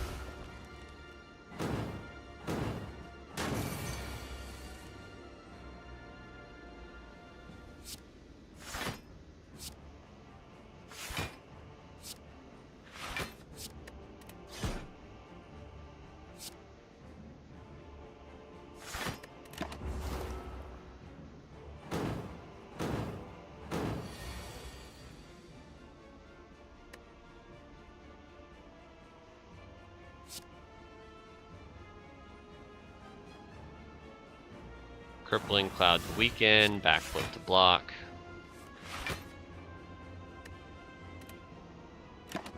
Just take a little bit. We've got 3 cards left for next turn.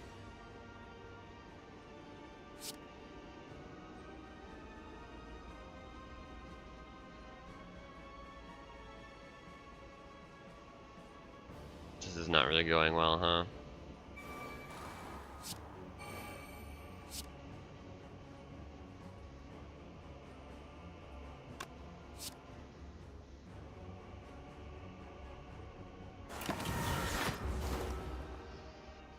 I don't know, we might have lethal next turn, right? Yeah, because this is with terror.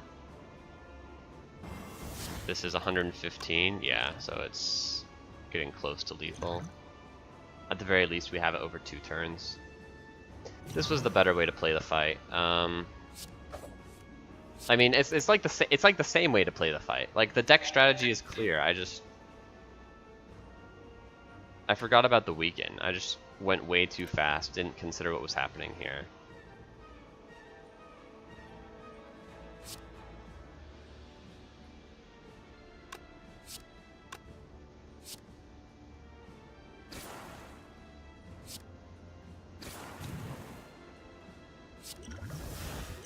We can save this for next fight.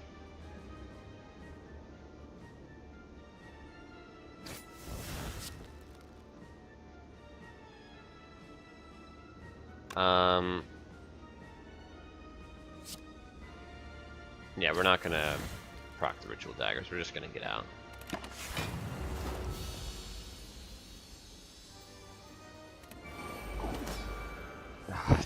Time meter is really upsetting. Okay.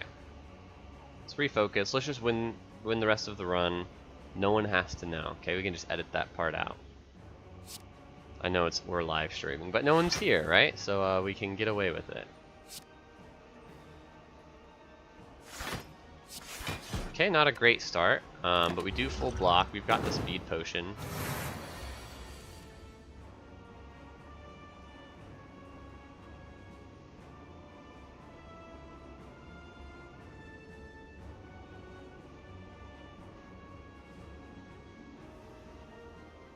Bullet time?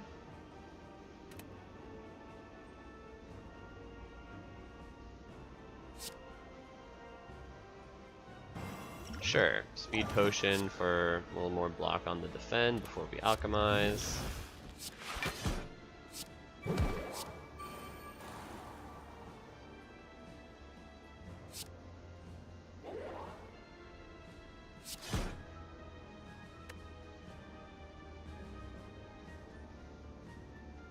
Something like this.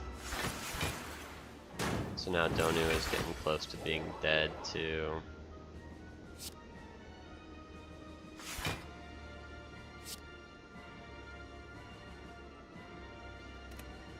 Double ritual dagger, but we need to get to the other ritual dagger.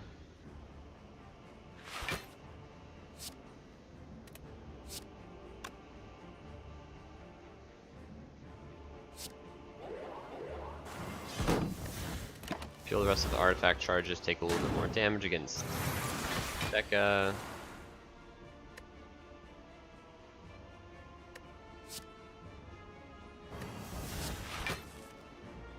Okay, Survivor's good.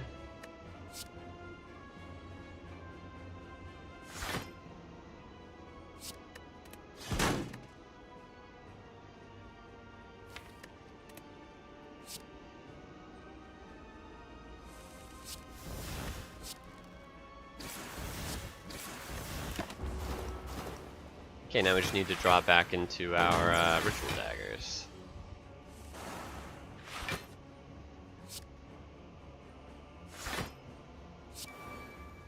Three, not quite enough that way.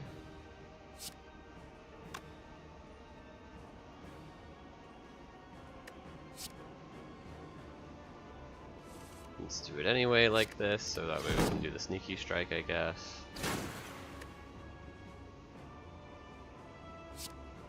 Deflect to make sure we're not dead.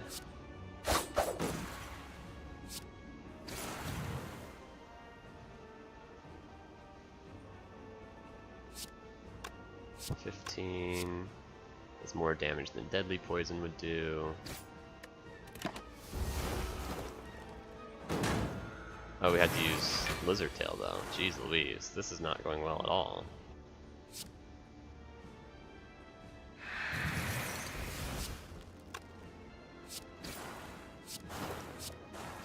Maybe we're just not that good against the Act 3 bosses. I mean, we're definitely not, right? We're just like dead here. Thought we were so good.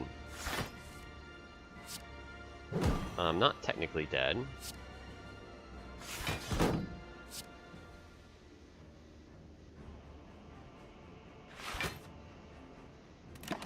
How do we kill Deca in time?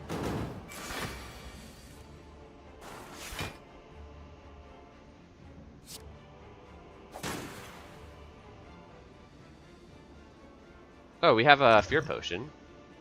So that'll do it, right? Yeah. Okay.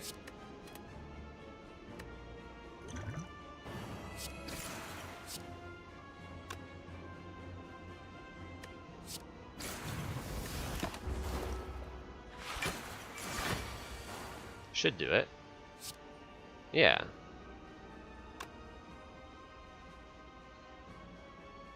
We don't get the like the proc 42. We can block for enough. Let's just block.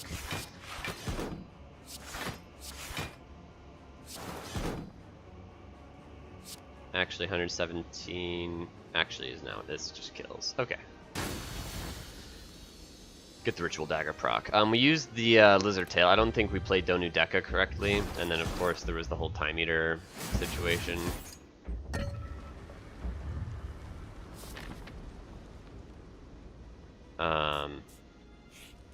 But that's okay. What do we want to upgrade? Jeez, I don't even know. Noxious Fumes? Sure.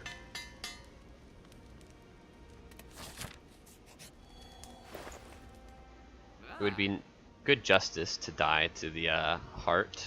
However, this shop looks pretty good with the Dolly's Mirror. Use it on another Ritual Dagger, the 81 Ritual Dagger.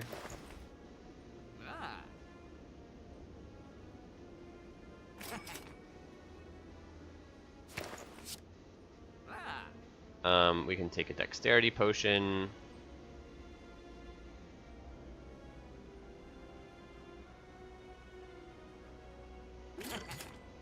And remove another strike.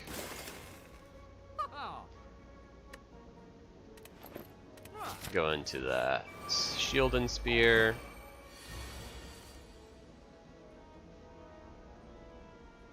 Let's start with Dexterity Potion, Backflip.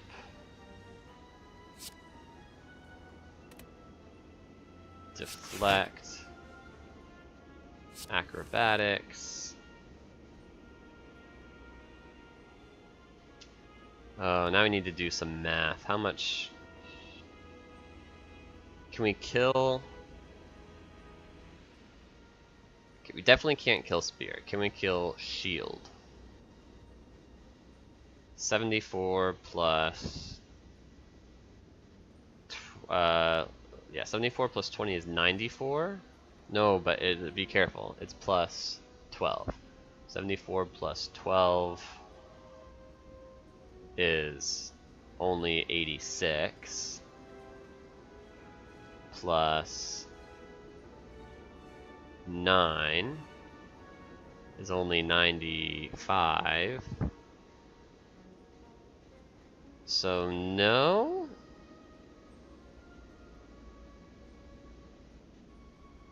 95 plus 14 is 109. Dang, it's so close, but it looks like we can't kill Shield.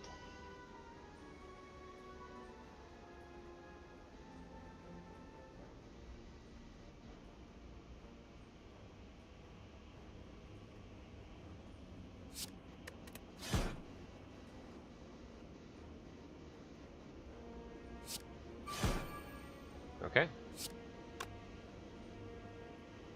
So we try and kill Spear for next turn. Seems like a long shot.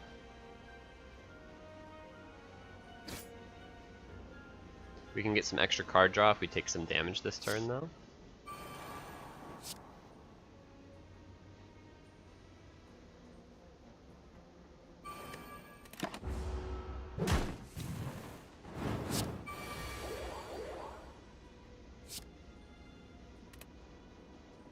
65. Okay, we don't go for the kill. We go for the survival.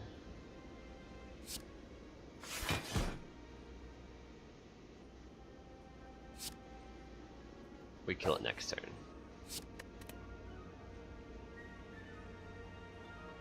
Nice. Alchemize for the poison potion. We can use that next turn. Okay. Take no damage here. Oh. The 30 block is frustrating. 80 is 120 though. We should be fine. We do terror. 120, so we need to deal 35 more damage. Shoot, we don't have it, do we?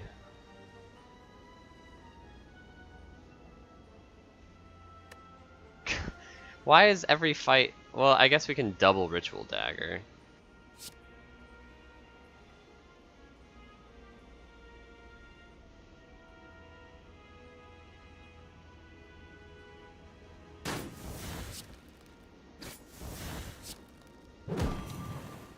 And then just take 22 here. Which is not good, but that's where we're at.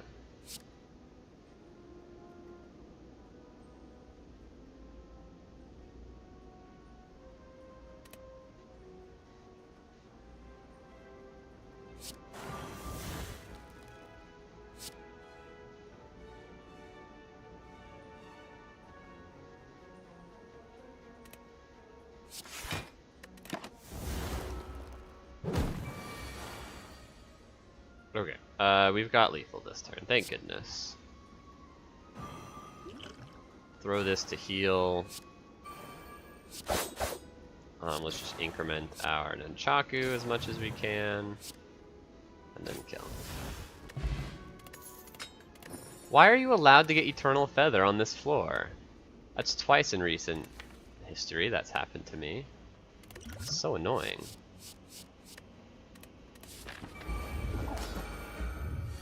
Almost healed a full. This fight's so hard, we're screwed.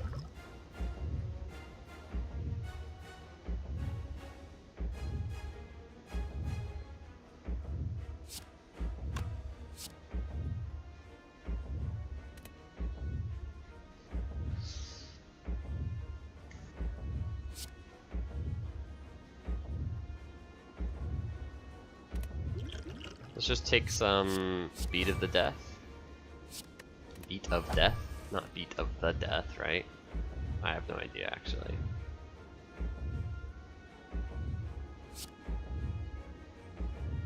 Crippling Cloud. Okay. We are going to be frail, but we won't be vulnerable.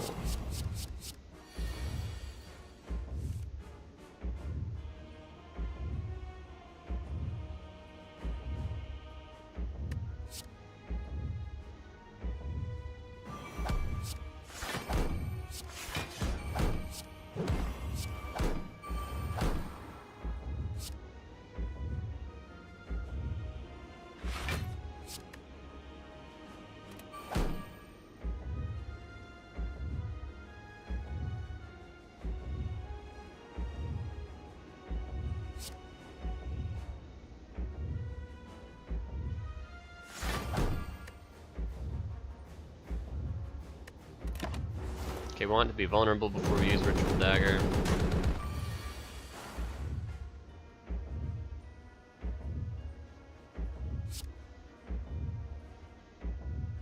Alchemize. Deadly Poison. Heal for a little bit.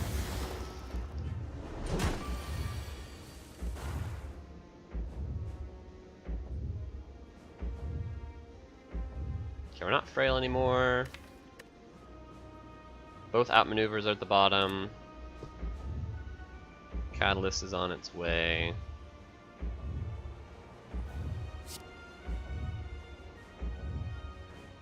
Probably just like terror.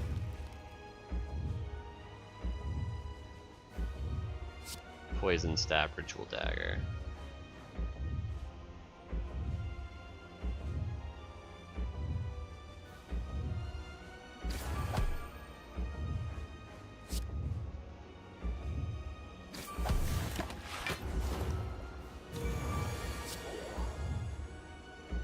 Okay, is there any way to survive this? No. So we're dead. Okay. That's fine. Justice for save scumming against Time Eater. I think, if you couldn't tell, I get pretty fatigued at the end of these runs. I have a hard time giving it the legs to go 3 hours without making mistakes. Start to just make tons of mistakes after the 2.5 hour mark. And even before that, obviously, right? I made by time meter, I was already kind of like, my head was not in the right space.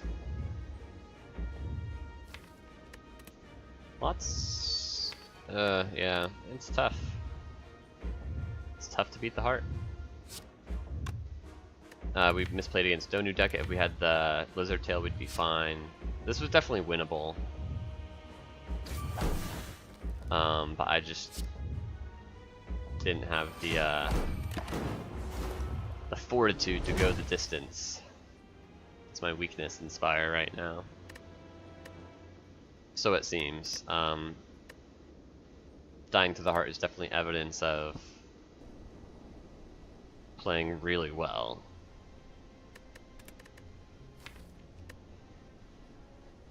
Dying to the heart is not necessarily evidence of playing poorly against the heart, but I think we definitely played poorly against the heart. And in this case, playing poorly against Donu Deca is really where the problem came in. I think we could have... It was so sloppy, right? We used Catalyst on Donu, but Terror on Donu also, and then the Lizard Tail was used when it surprised me that it was used. Yeah, 3 in a row is tough.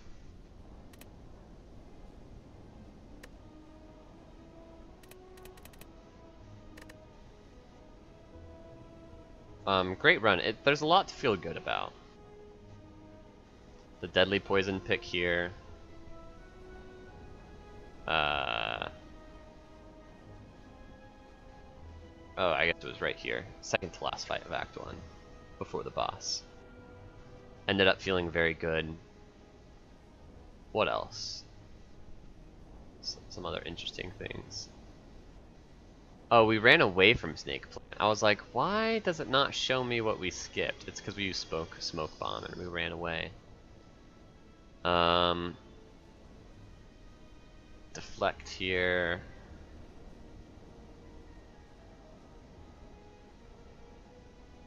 It doesn't show you what relics we skipped, but definitely there was an energy problem.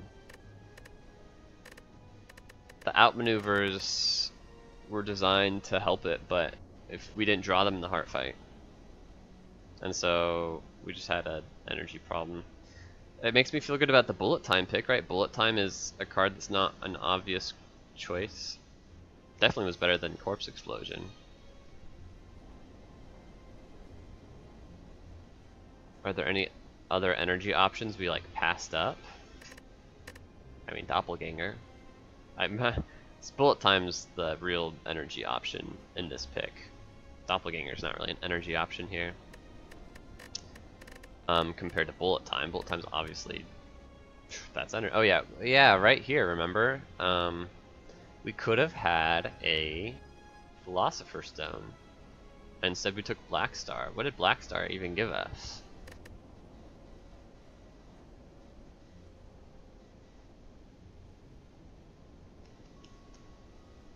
We bought the Abacus. And we bought Dahlia's Mirror. So everything else, so you can see 1, 2, no, starting here. 1, 2, 3, 4, 5, 6, 7, 8, 9, 10. 11, 12, right? 6 elites. 1, 2, 3, 4. Oh, but there was the chest also. 1, 2, 3, 4, 5, 6, 7, 8. Oh, and then we got one from Orb Walkers. The Lizard Tail. That's interesting. So if you look at the rares after the Black Star, there was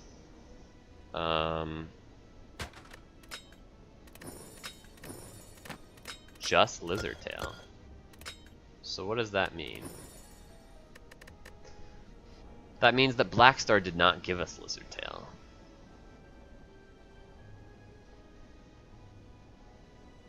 The other thing, so how many commons? 1, 2, 3, 4, 5, 6, 7. So it gave us 1, 2, 3, 4, 5 extra relics.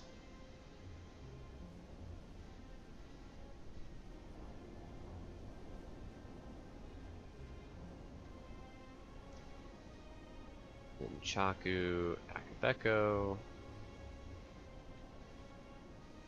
Orichalcum Centennial Puzzle. Those didn't matter almost at all. Frozen Egg literally didn't matter. Juzu Bracelet pretty much literally didn't matter. Letter Opener pretty much didn't matter.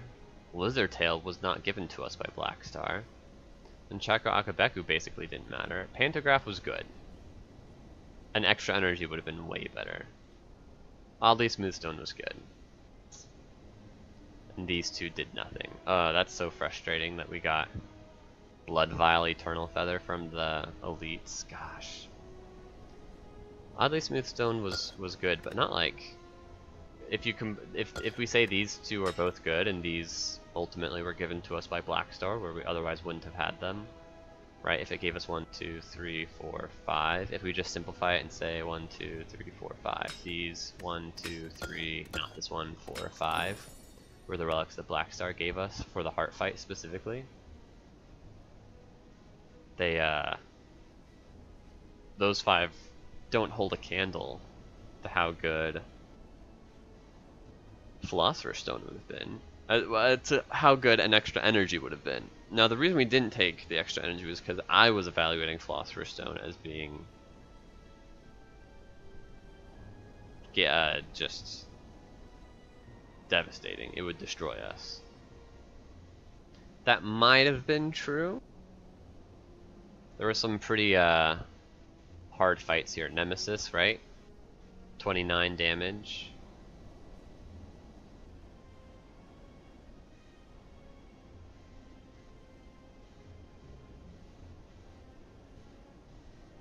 Oh, you know what? Another specific thing. We pulled the trigger on that Cultist Potion, and I felt ridiculous for it later. Imagine how good Cultist Potion would have felt against either of these bosses, so I struggled against both. Interesting.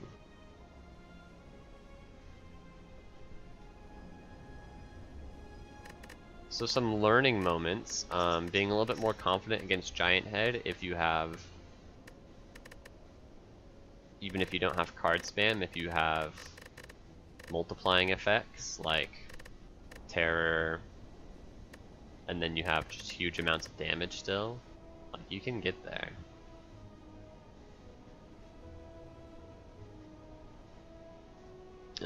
So that was one important lesson to learn because we unwisely used Ritual Potion. Another lesson is I should get up and take another break. I haven't taken a break in a long time. And I would have done much better if I'd refreshed myself before the boss gauntlet. I think that's what I should just do. Every time like we get to the boss gauntlet, just say, okay, I'm going to take a 10-minute break. Come back, refreshed, ready to play like 1000% correctly against the boss gauntlet. Boss, elite boss. These are really hard fights. Hardest part of the run. Currently, maybe my biggest weakness. Like, let's look at the losses. It's going to be hard to say from this because most of my losses, I played like 15 games in one day and it was like half of them died to Act 1 because I wasn't playing well at all. But still, we can count it up. That's Act 3. Yeah, so yeah, let's... Act 3 or 4.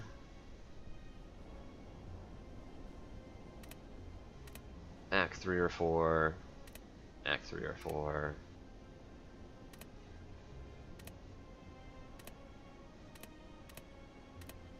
Boss Gauntlet.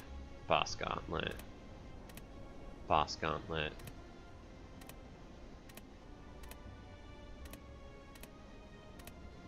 Boss Gauntlet. Boss Gauntlet. Boss Gauntlet. Boss Gauntlet. Boss Gauntlet. Boss Gauntlet. Boss Gauntlet.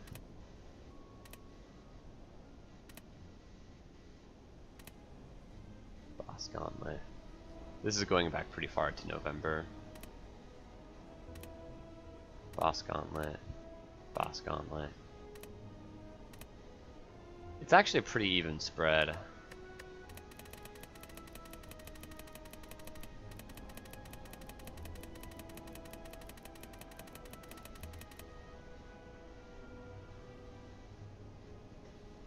It's very interesting. It's hard to make the macro plays correctly when you're making the micro plays incorrectly.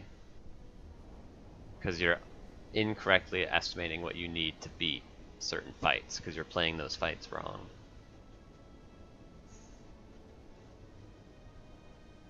So, bad microplay against the boss gauntlet. Act 3 and 4 bosses. Could be accounting for the early game deaths as well, because I'm not correctly evaluating the chances that certain picks are going to give me for beating Act 3 and 4. Like, I'm taking picks that are too ambitious, so let's go to... Sure, like an Act 2 loss. I picked up a reflex on floor 1 instead of a sneaky strike.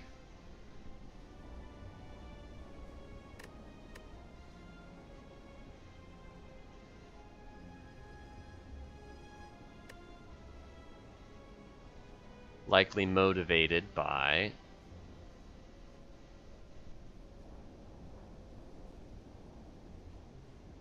the fact that, like, reflex can be game winning in the late game, and you need something crazy game winning in the late game to win, when in reality you just need to play better against these bosses in the end. And there's no promise that reflex is good. Why the heck did I take this?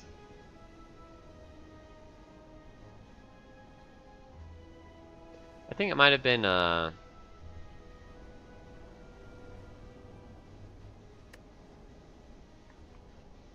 I have all my strikes and defend still. I'm down 1 defend. I think I transformed a defend.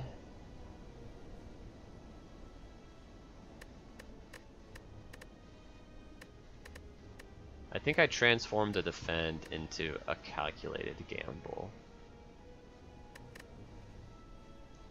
Right, I have 2 calculated gambles. Where did I get them? 1 from here. And then I had 2.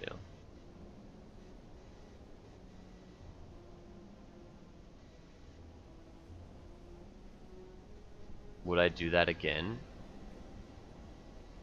Probably not, right? Sneaky strike is good with calculated gamble. I should have just taken the sneaky strike. Lost to Gremlin Leader, yeah.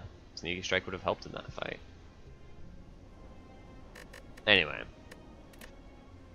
I'm probably gonna wrap the... Maybe I'll just take another break? I was thinking about playing another game after this, and part of me was interested in buying that Shogun Showdown.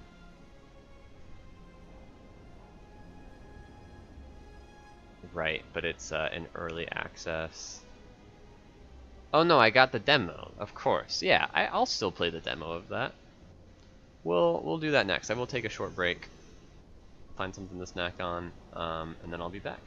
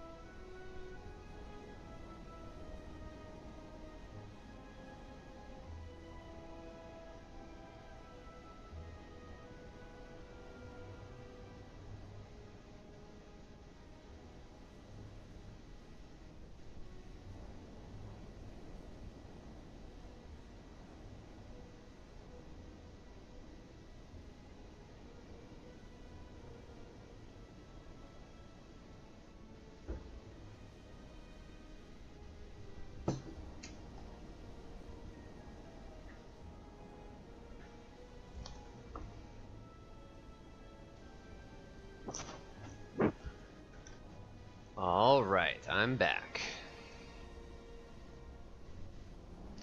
Got some dishes done. Got a little snack. Let us launch Shogun Showdown demo. And then let's change the scene here.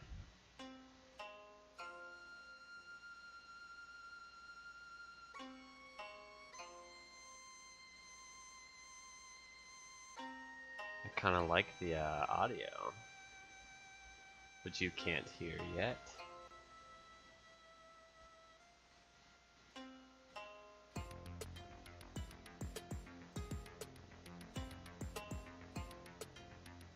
Seems a bit loud.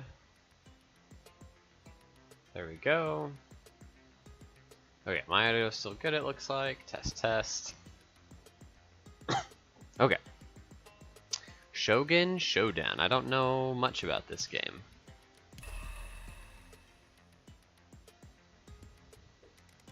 Welcome, brave soul.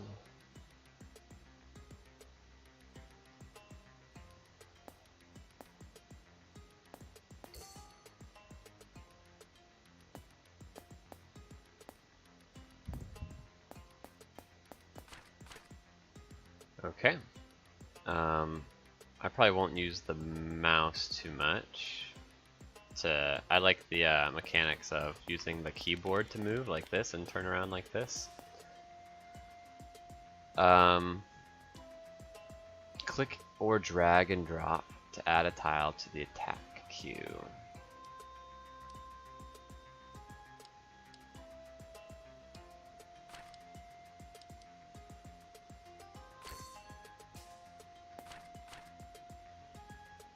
Attacking. Right click or space, and it goes bottom to top. Okay.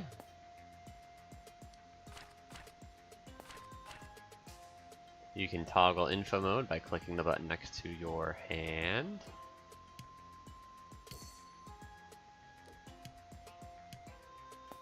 Okay, don't know what info mode does, but I can do it.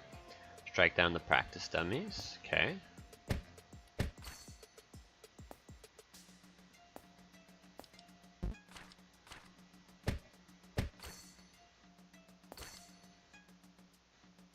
Combat is turn-based. Performing one of the following actions triggers a turn. Moving, adding a tile to the attack queue, attacking. Defeat the enemy.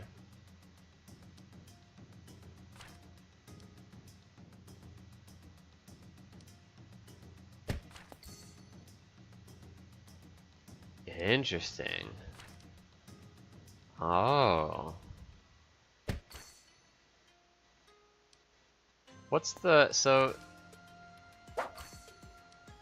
I'm curious if like this little indicator here is strike the filter, strike the first target ahead. Okay, I was curious, like there's 3 here and 5 here. I wasn't sure what those meant, but I understand now. Thanks info mod. Or mode, whatever it was. Info mode, yeah. You can freely rearrange the tiles in the attack queue. Okay, it doesn't cost a turn to do that, that makes sense.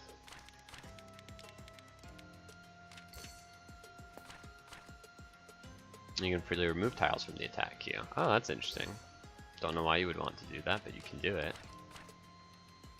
You can skip a turn by waiting. Waiting can be a very useful action.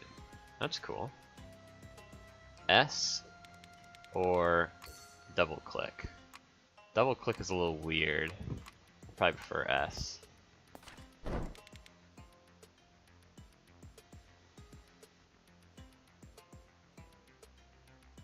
So they're not facing me, so if I move here, do they know I'm here? Does turning around? Oh, yep, it does. I was gonna say, does it cost a turn?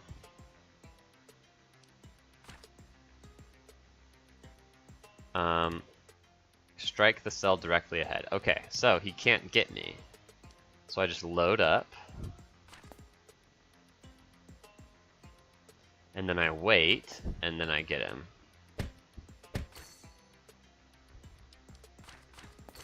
Fun. Okay, cooldown. Oh, that's what these are. After using a tile to attack, it will take some turns to recharge before it can be used again. Defeat them.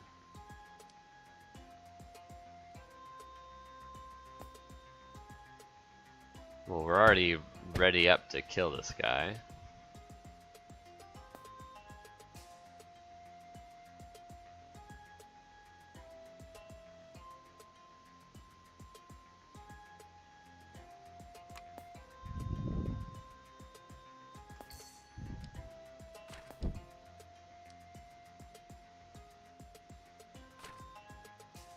No, that was a mistake.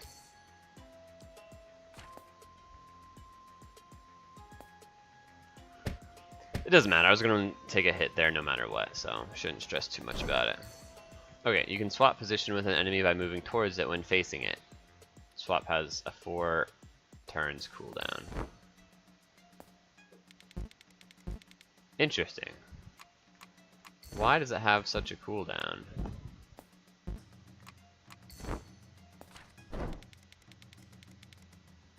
I can see why.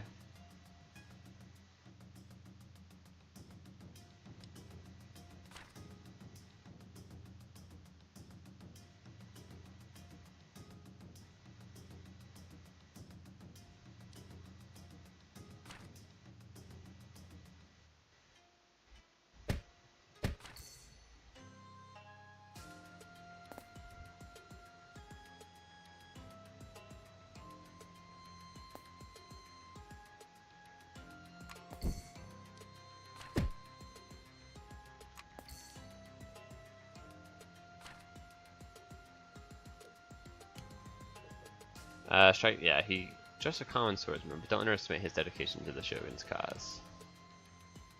Okay, we'll wait. And then kill.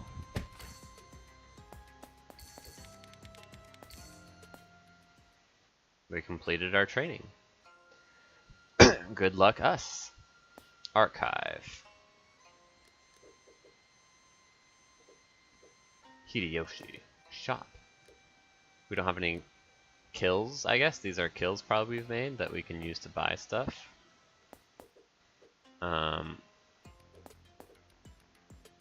Quests. We've done no quests. Tiles. Strike the 2 cells directly ahead. Interesting.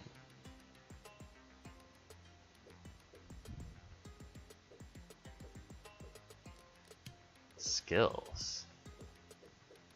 Oh, interesting. Okay, but this is just archive. That doesn't do anything. The special ability can swap position with an enemy in front of her by moving forward. Oh, the Wanderer. Special ability can... Okay. I understand. We have 10 HP. Let's go to the Bamboo Grove.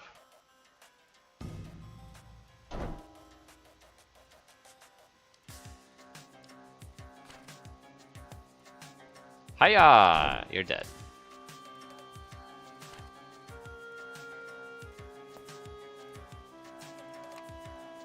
Come and get me.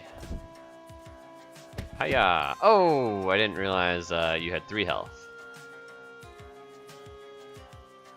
Well, in that case...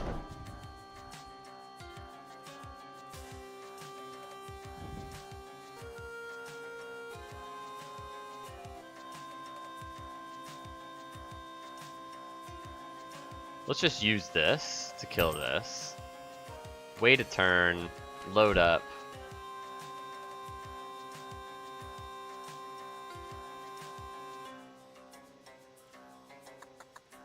I think we're going to take a damage either way, but I'm curious what happens if I move here.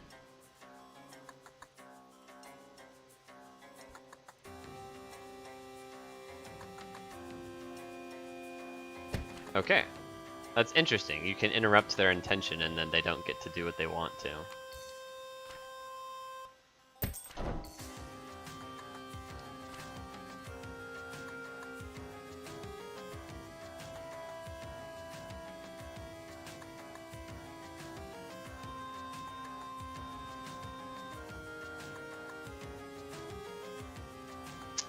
Um.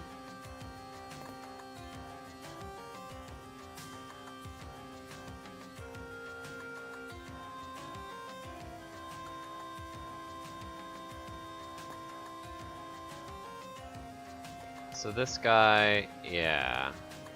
So they're both gonna want to move at me.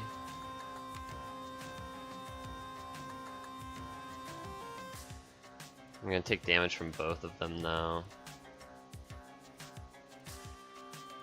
Unless I do this.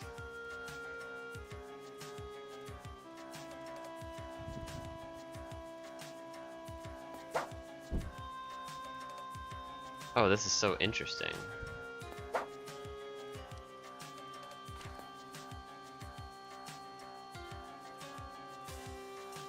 Okay. So we do this. And then just wait until we can kill before you kill. Moving is so powerful. Dash forward and oh, this is also pretty loud in my ears. So you're probably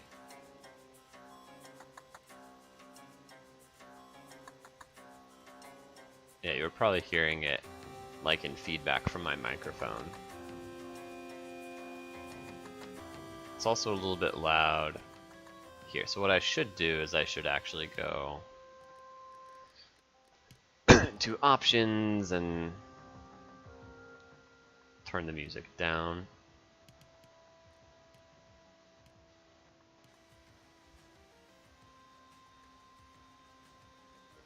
And then turn it back up a little bit in the OBS. Okay. So I don't know what these do. Strike the first target ahead. Oh, like I already have. Dash forward and strike the first target ahead.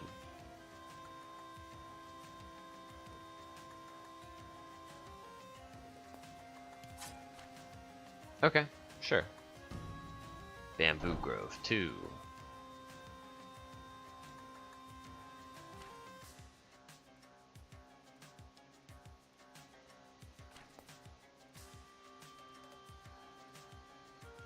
Hiya! Kill 2 in a row. Triggers combo apparently.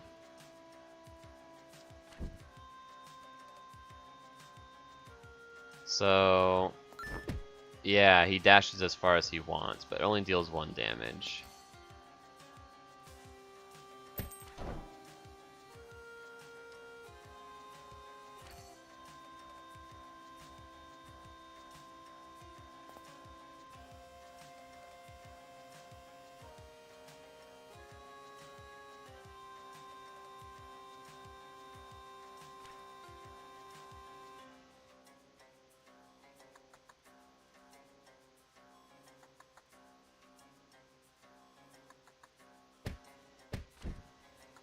And then I run. And then I load my arrow. And then I kill. And then I load my swords. And then I kill. Load my arrow.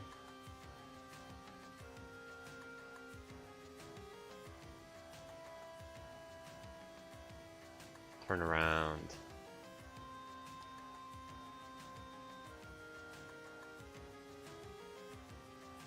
Kill.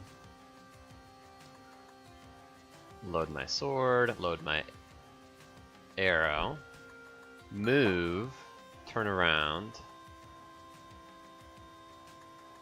move, load my arrow, move, kill, also get some damage in on him, move, run, move, load, move,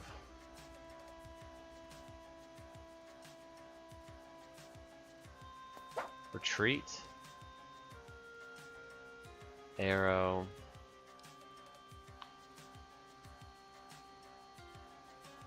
arrow, move.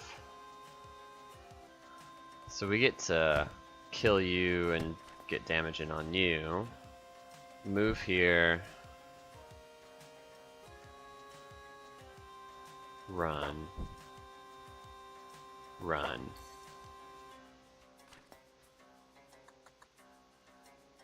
Get my sword ready. Kill you. Get my arrow ready. Kill you. Get my arrow ready. Get my sword ready. Kill both of you. Pick up the coin.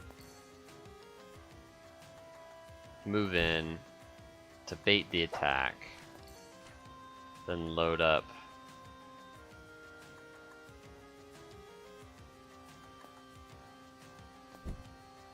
To kill you. Interesting. +1 damage, +1 cooldown. Oh.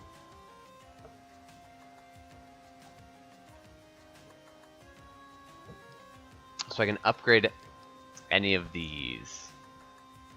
Probably just get an arrow that does 3 damage, makes a lot of sense. Since I have another arrow that doesn't have the higher cooldown. Oh, there's like a boss fight. Praise the Shogun, I guess. Well, let's start with the high damage and load everything up.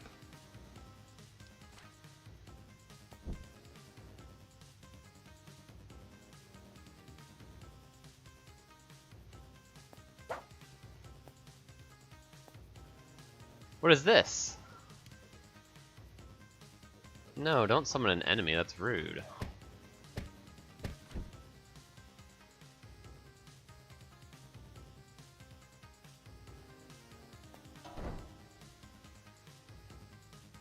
Okay, nothing I can do but wait now. Load this up.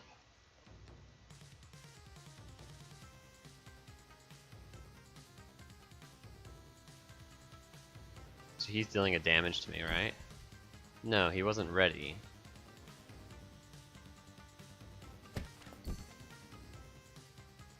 He's getting ready to attack. So let me just retreat. Pull out my arrow. Pull out my other arrow. And attack.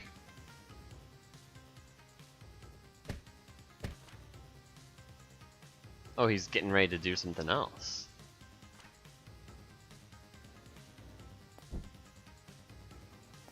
Nothing I can do about that. If I can get some damage on him before he runs away.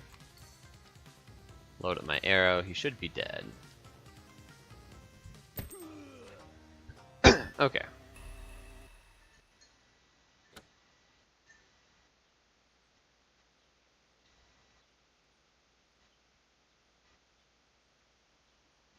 +1 damage, +1 cooldown. Reroll?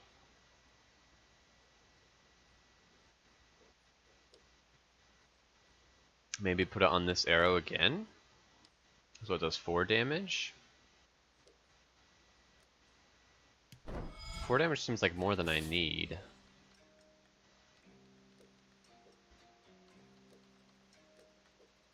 Can I go back? No.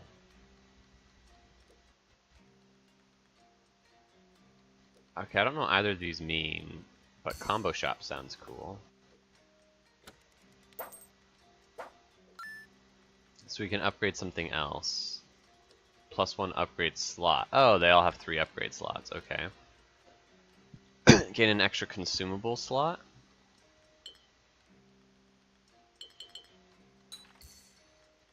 I see.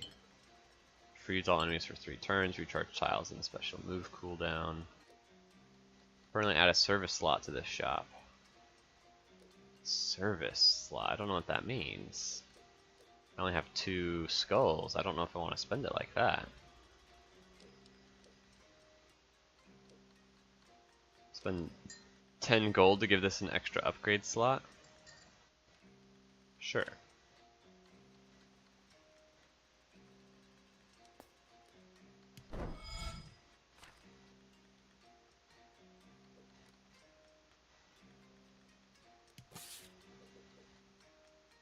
And now we have to go fight the Whispering Caves. Okay. Wish I had more health.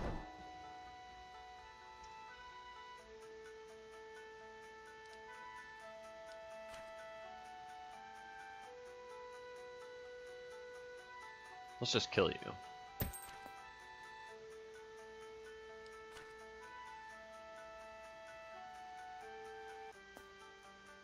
And kill you.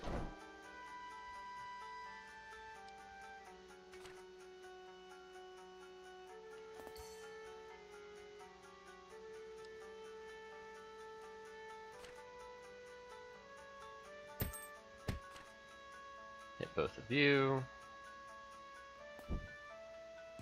Uh-oh. What's this? 2 cells. Shoot. At least my swap worked.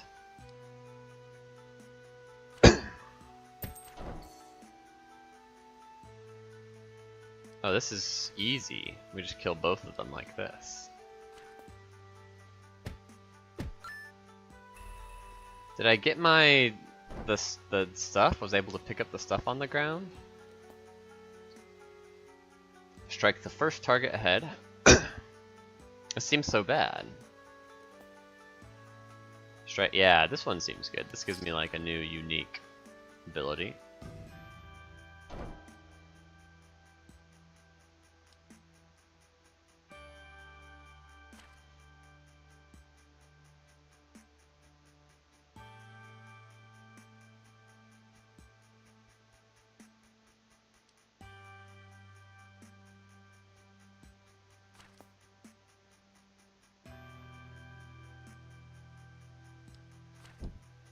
Okay, we can freely switch stuff around. But I think what we want to do is just switch places with this guy.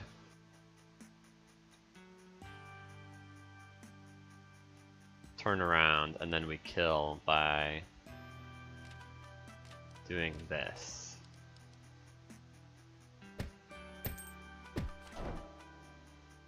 Oh, we did. It's a lucky die. I see. During combat, reroll enemy intentions.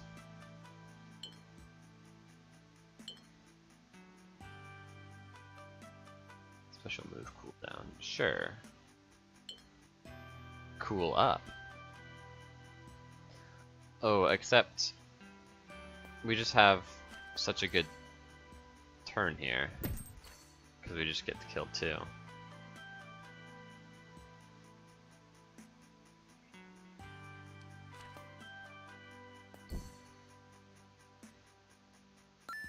Run away, load up an arrow.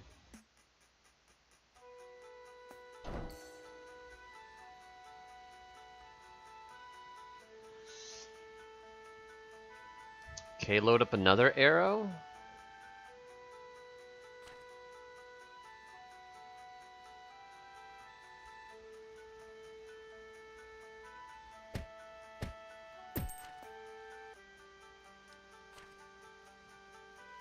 And then kill both of you. Hiya!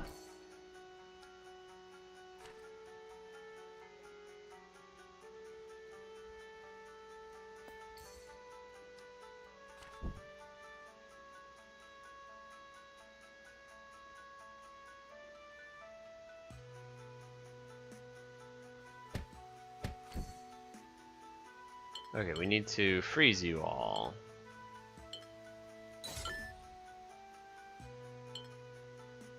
Heal 3 is good. No reason to wait on that.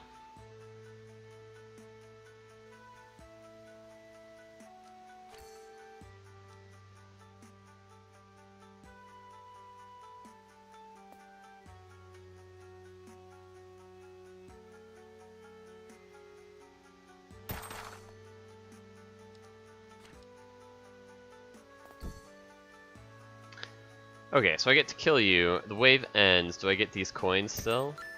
Yeah, I do. Shockwave. Plus a shockwave upon hit. If other enemies are in adjacent cells, a shockwave spreads, dealing 1 damage to each. Adjacent cells to me? Or adjacent cells to the target?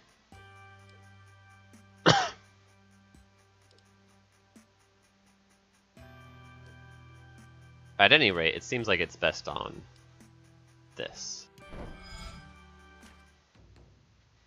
Ooh, the Wanderer versus Iwao the Impaler.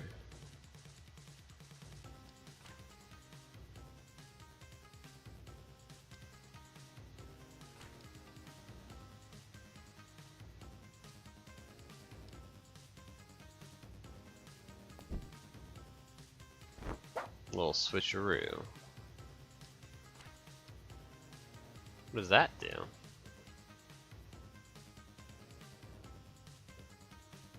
Oh, interesting. You can only load up 3, I didn't know that. Okay. Get punched.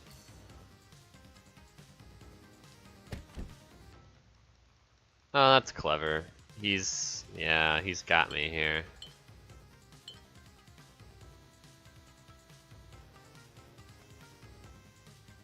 Well, take 2.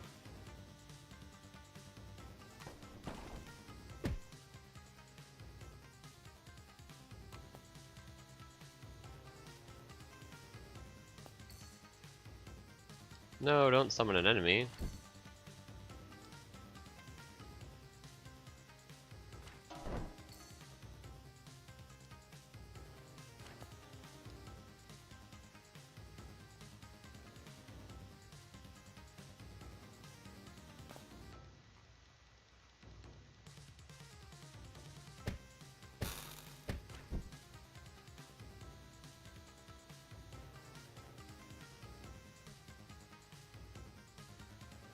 If I swap places, I'm screwed. I'm gonna take 2 either way.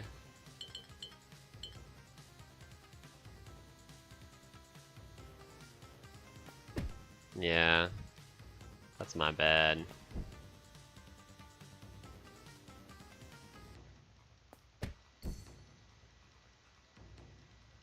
Oh, he hit his own teammate.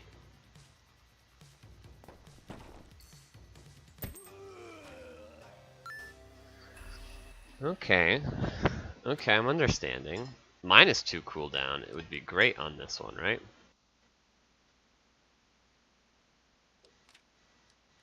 That's why we gave an extra upgrade slot. This was slot upgrade and combo shop. Enchant upgrade and dancer shop.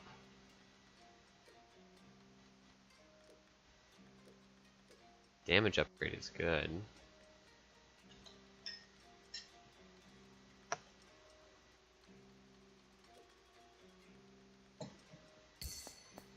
Let's see what this is, though. Perfect Strike. Recharge tile cooldown if the attack exactly depletes the target remaining agent. That's cool. +1 damage to attacks if you moved with a tile in the same turn.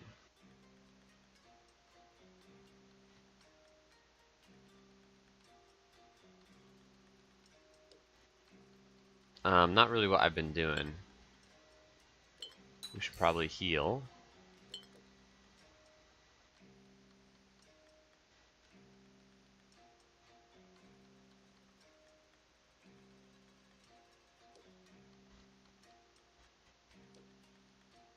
That's a pretty expensive upgrade. I think we just go next. Excuse me. Oh yeah, I'm not currently. Let's do that. Okay. Well, you guys are dead.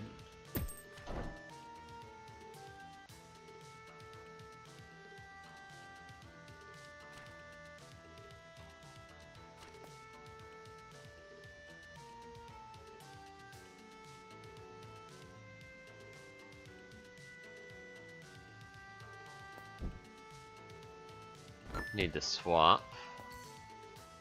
Now you're both dead. Oh, I had him kill him. That's so interesting.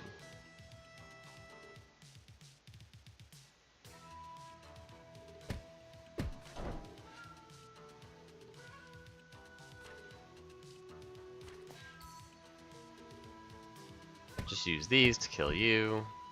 Oh, but now I'm toast. Mistake.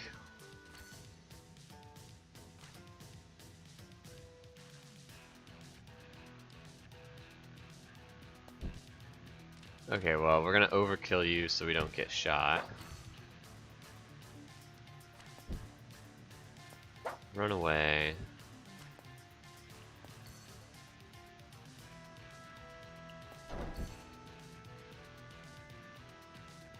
Okay. Hit your own teammate.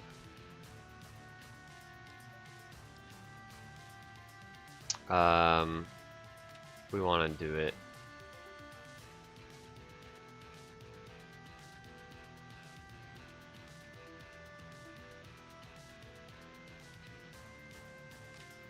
Actually, yeah, I mean, we do want to do it this way, but I think we just want to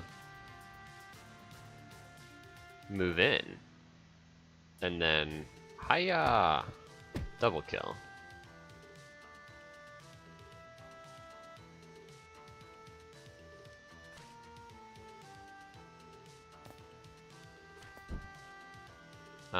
Switch these around. Double kill. Uh-oh.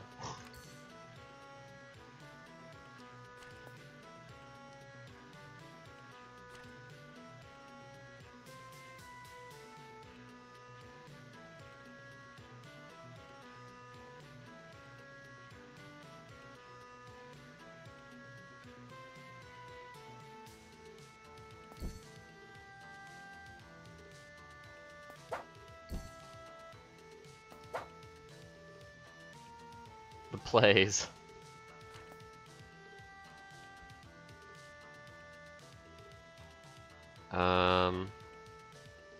So if we do this, and then this, and then this, we get a kill.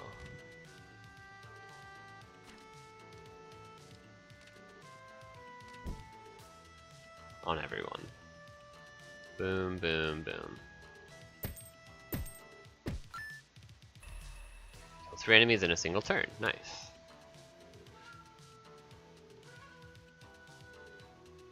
Freezing the target for 3 turns is good.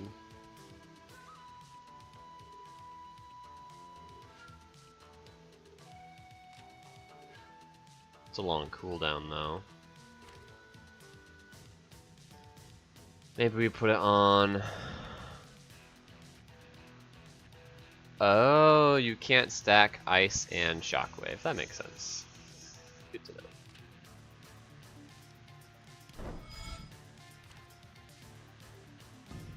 Moonlit Port 2. Okay.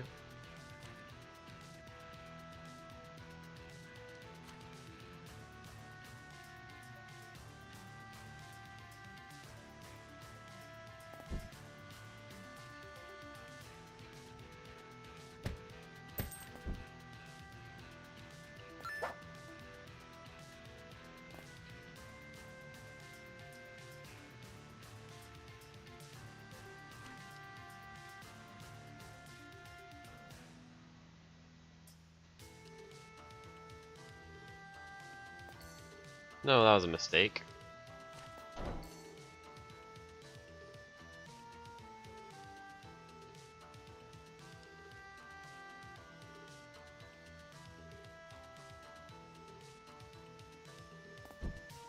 Okay, let's see how this works. This shockwave. If other enemies are adjacent in adjacent tiles, shockwave spells. So adjacent to the target or adjacent to me? It's adjacent to the target. Okay, I've really been misusing this then.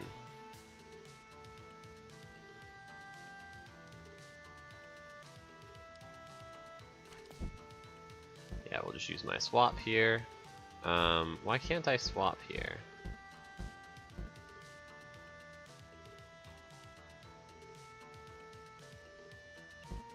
What the heck? My swap's not on cooldown, is it?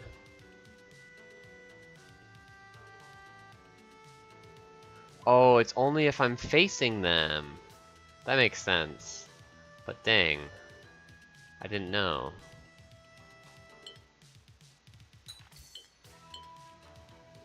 It's fine.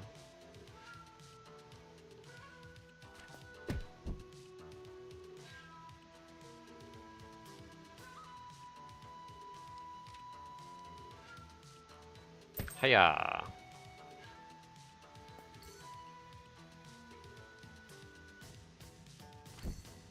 Get killed.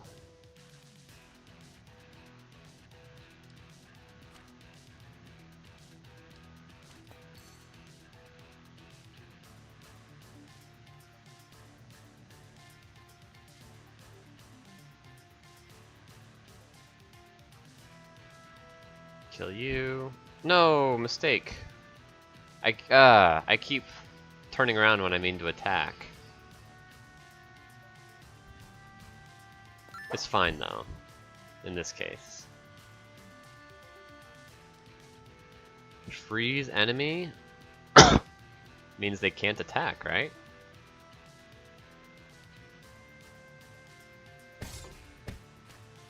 Good.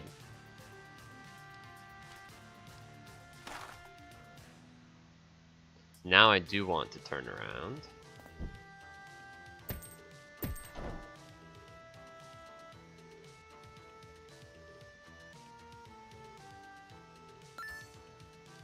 Get killed.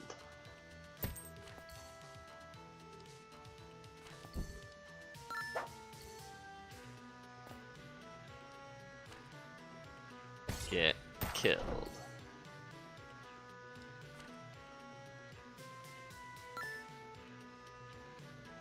Oh, the shockwave actually matters.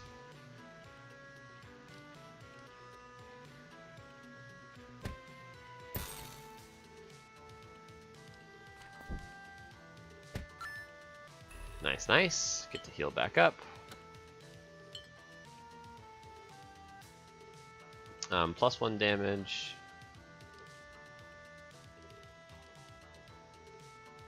On my swirl, sure.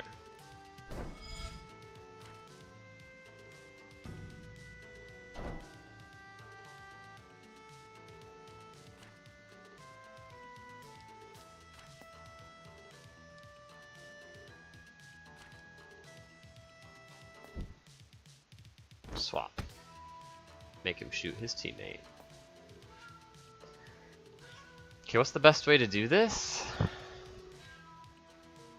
It's like... yeah, I think this is a triple kill. Yep.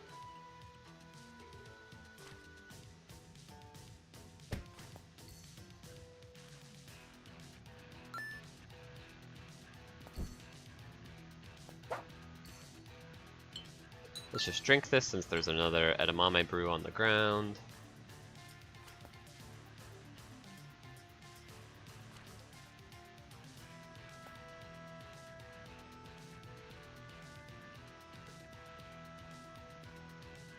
This is great. They're both attacking, but I'm gonna kill both of them first.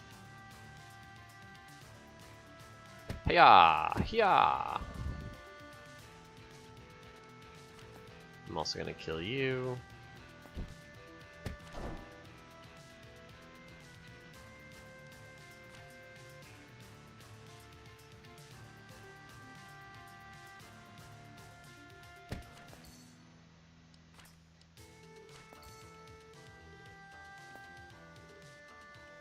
Okay, this kills you.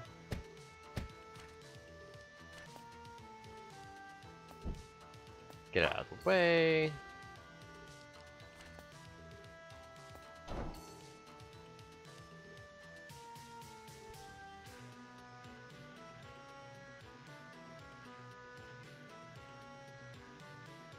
This is good.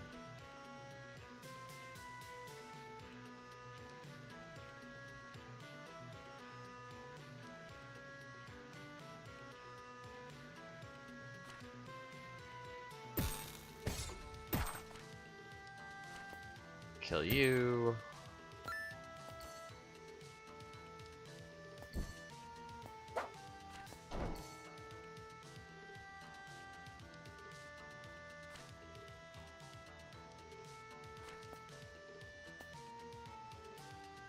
Hiya!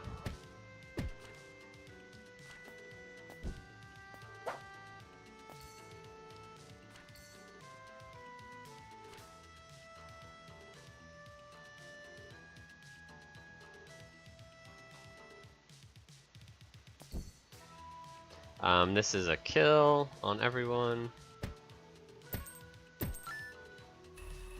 Obliterated! I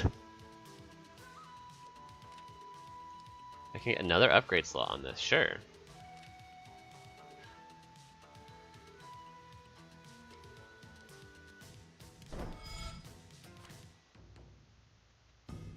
The Wanderer versus the Twins. Oh, that's fun.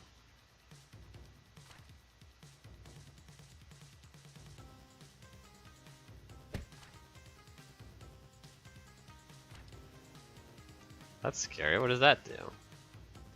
Strike the cell directly ahead. Okay, it's just more damage.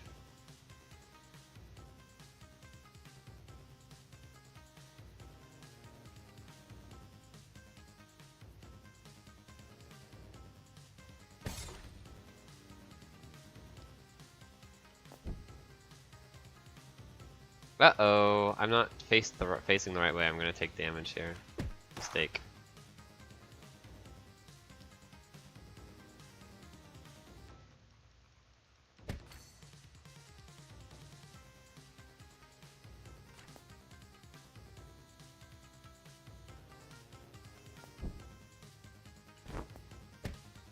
Haha! Get wrecked, fools.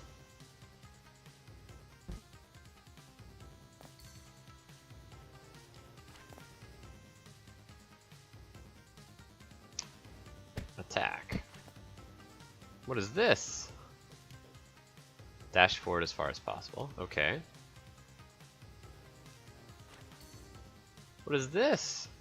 Swap the content of the cells directly behind. Content of the cells. Oh, I see.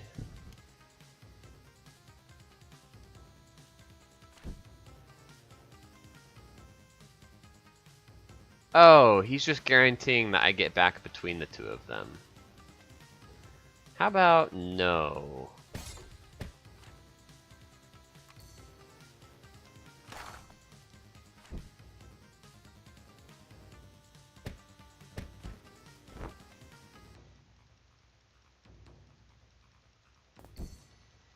Swap again.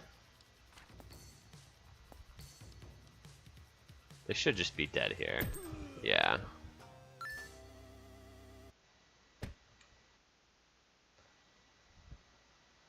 Demo ends here. Thank you for playing. How good is this game based on the demo? Quests.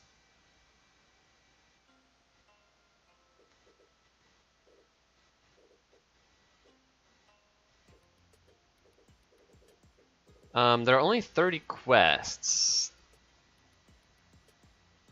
And I don't know,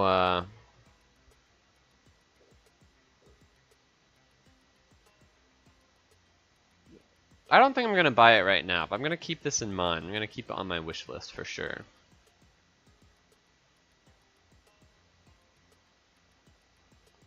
Which means, what are we doing right now? We're gonna play some Apex.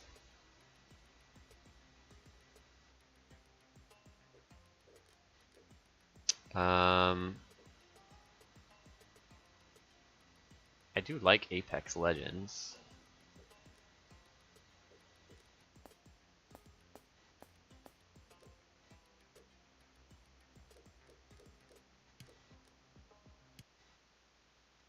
Fun demo.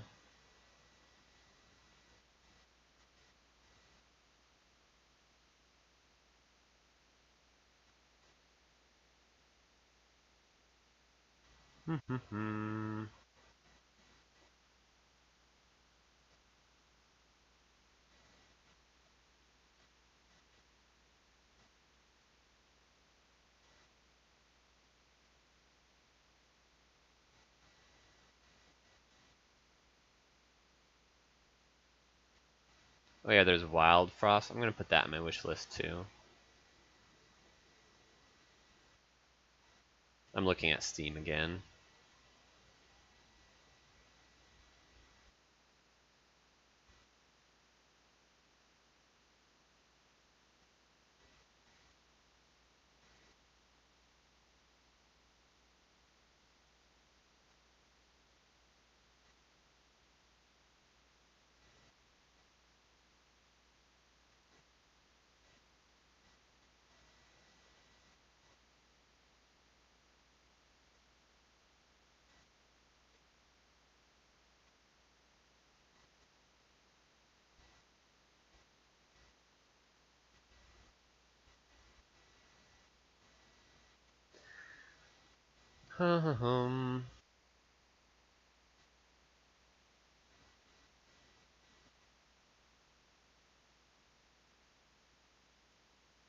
Spell Rogue seems interesting.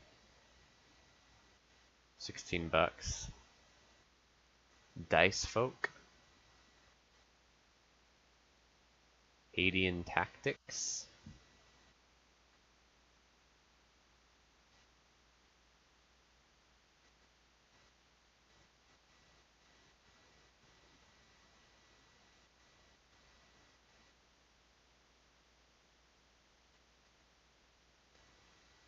Million Monster Militia. Interesting. King's Call.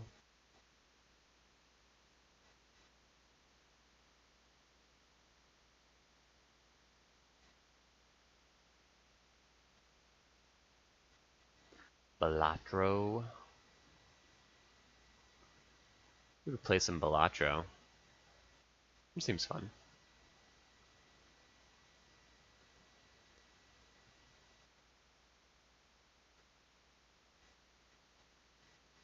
Civilization. It's been a while since we played Civilization. That could be fun.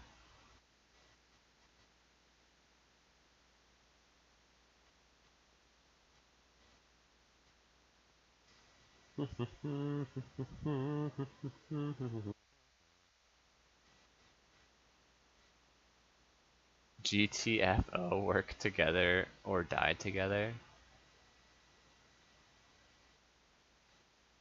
Deep Rock Galactic. No, it's like 70% off. I know someone that plays this game, they talk about it pretty often.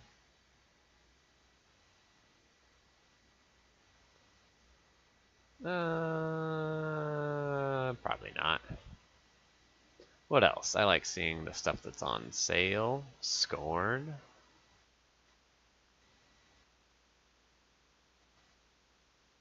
Horror, gore, no thank you.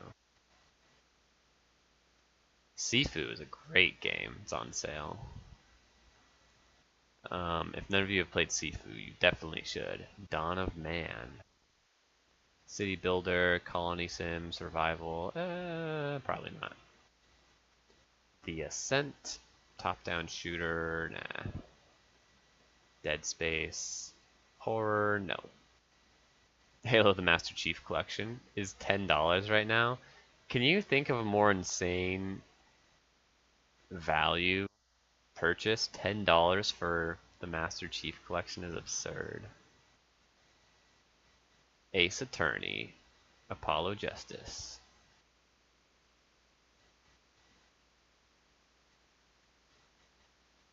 It's 20% off, but it's still 40 bucks. Manor Lords, simulation, base building, nah. Death Stranding, Director's Cut. Fable Anniversary, RPG Open World Fantasy Adventure Classic. Destiny 2 Lightfall is only 10 bucks right now. Mostly negative reviews, that's kind of hilarious. Destiny is a fun game. It's just so big, I don't want to download it right now. Kingdom Come Deliverance. Medieval RPG open world, very positive.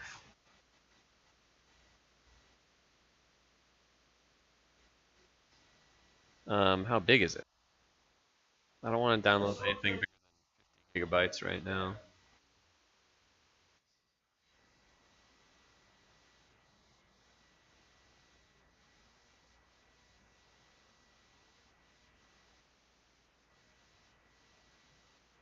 $70 gigabytes? Yeah, suspected.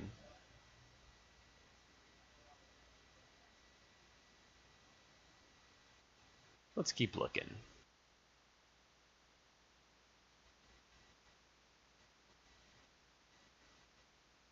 Oh, that's all of them. In the special offers category. Kingdom Come is only $6 though. Maybe I should just buy it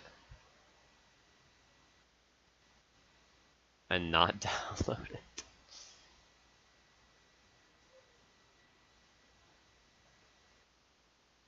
Story-driven open-world RPG that immerses you in an epic adventure in the Holy Roman Empire. Avenge your parents' death as you battle invading forces, go on game-changing quests, and make influential choices. Explore castles, forests, villages, and other realistic settings in medieval Bohemia.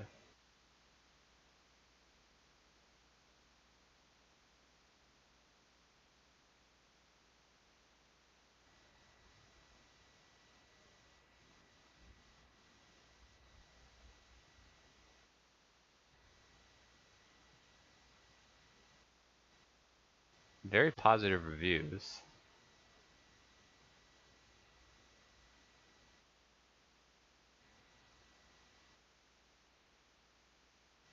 Came out in 2018.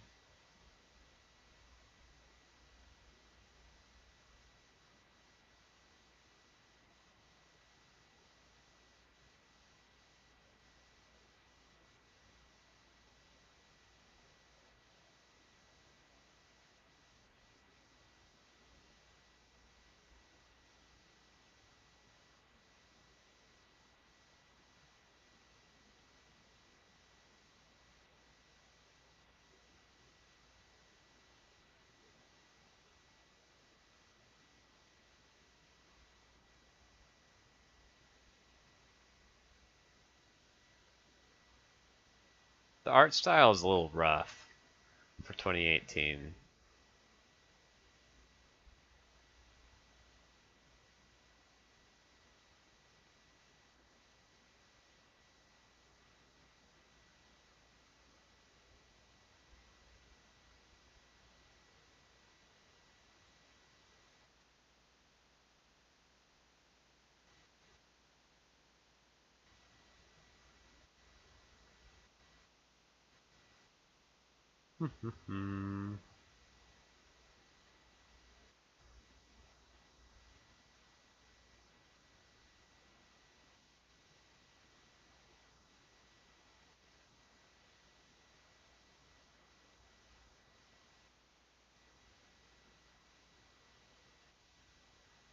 Take out by yourself, fully armed bandit camp with need. Winter gear.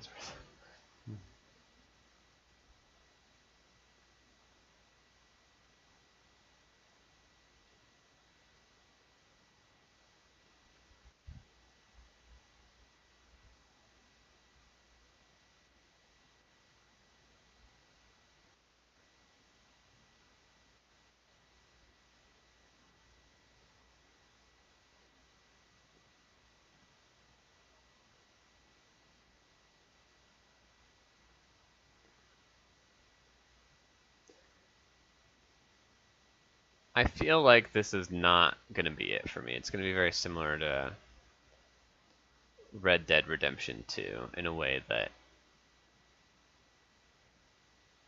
I'm not into.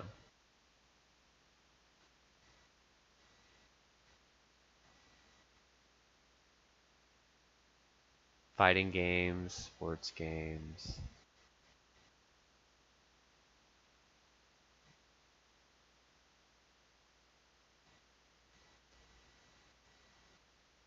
Death Must Die.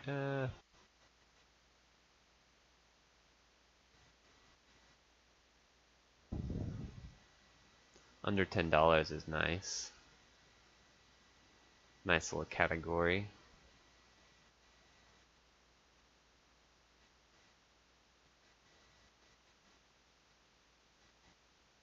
The Ascent, Dead by Daylight,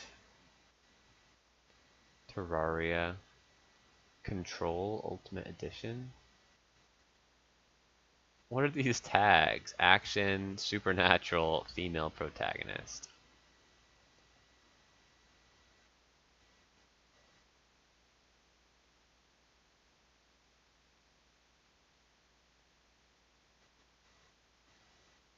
Overcooked 2 is on sale.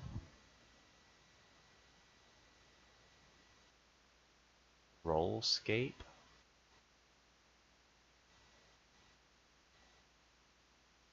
What is this?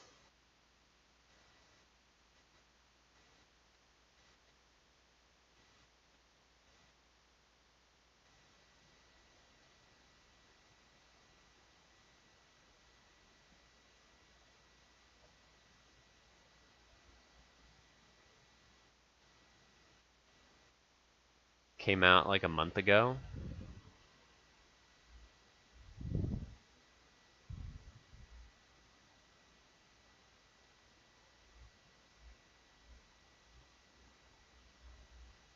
This is so weird. It's only $7, but it's not on sale. So I'll just add it to my wish list. Maybe we'll buy it later. This is the strategy. Just get a really big wish list. And then anytime something on your wish list goes on sale, then you buy it. The farmer was replaced. Programming, idler, no thank you. Text-based.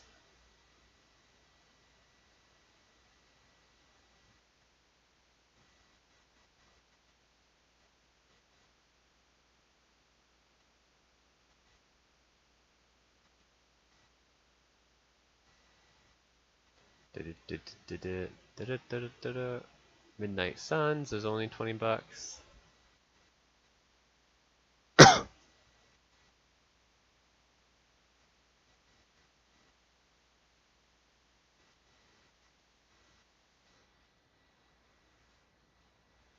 Right now.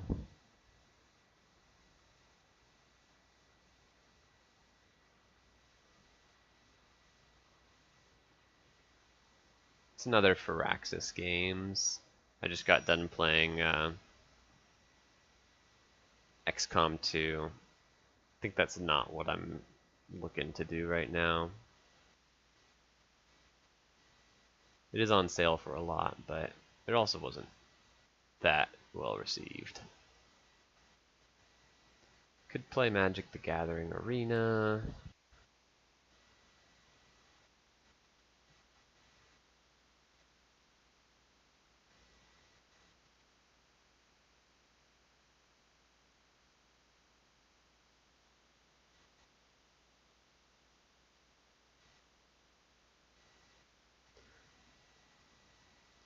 Let's look more at Fable.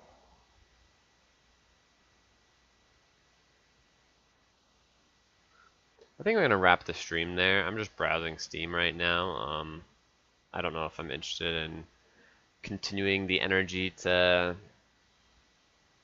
do anything. I mean, I'm literally not even showing anything right now, so I probably should have wrapped 20 minutes ago, but toodaloo.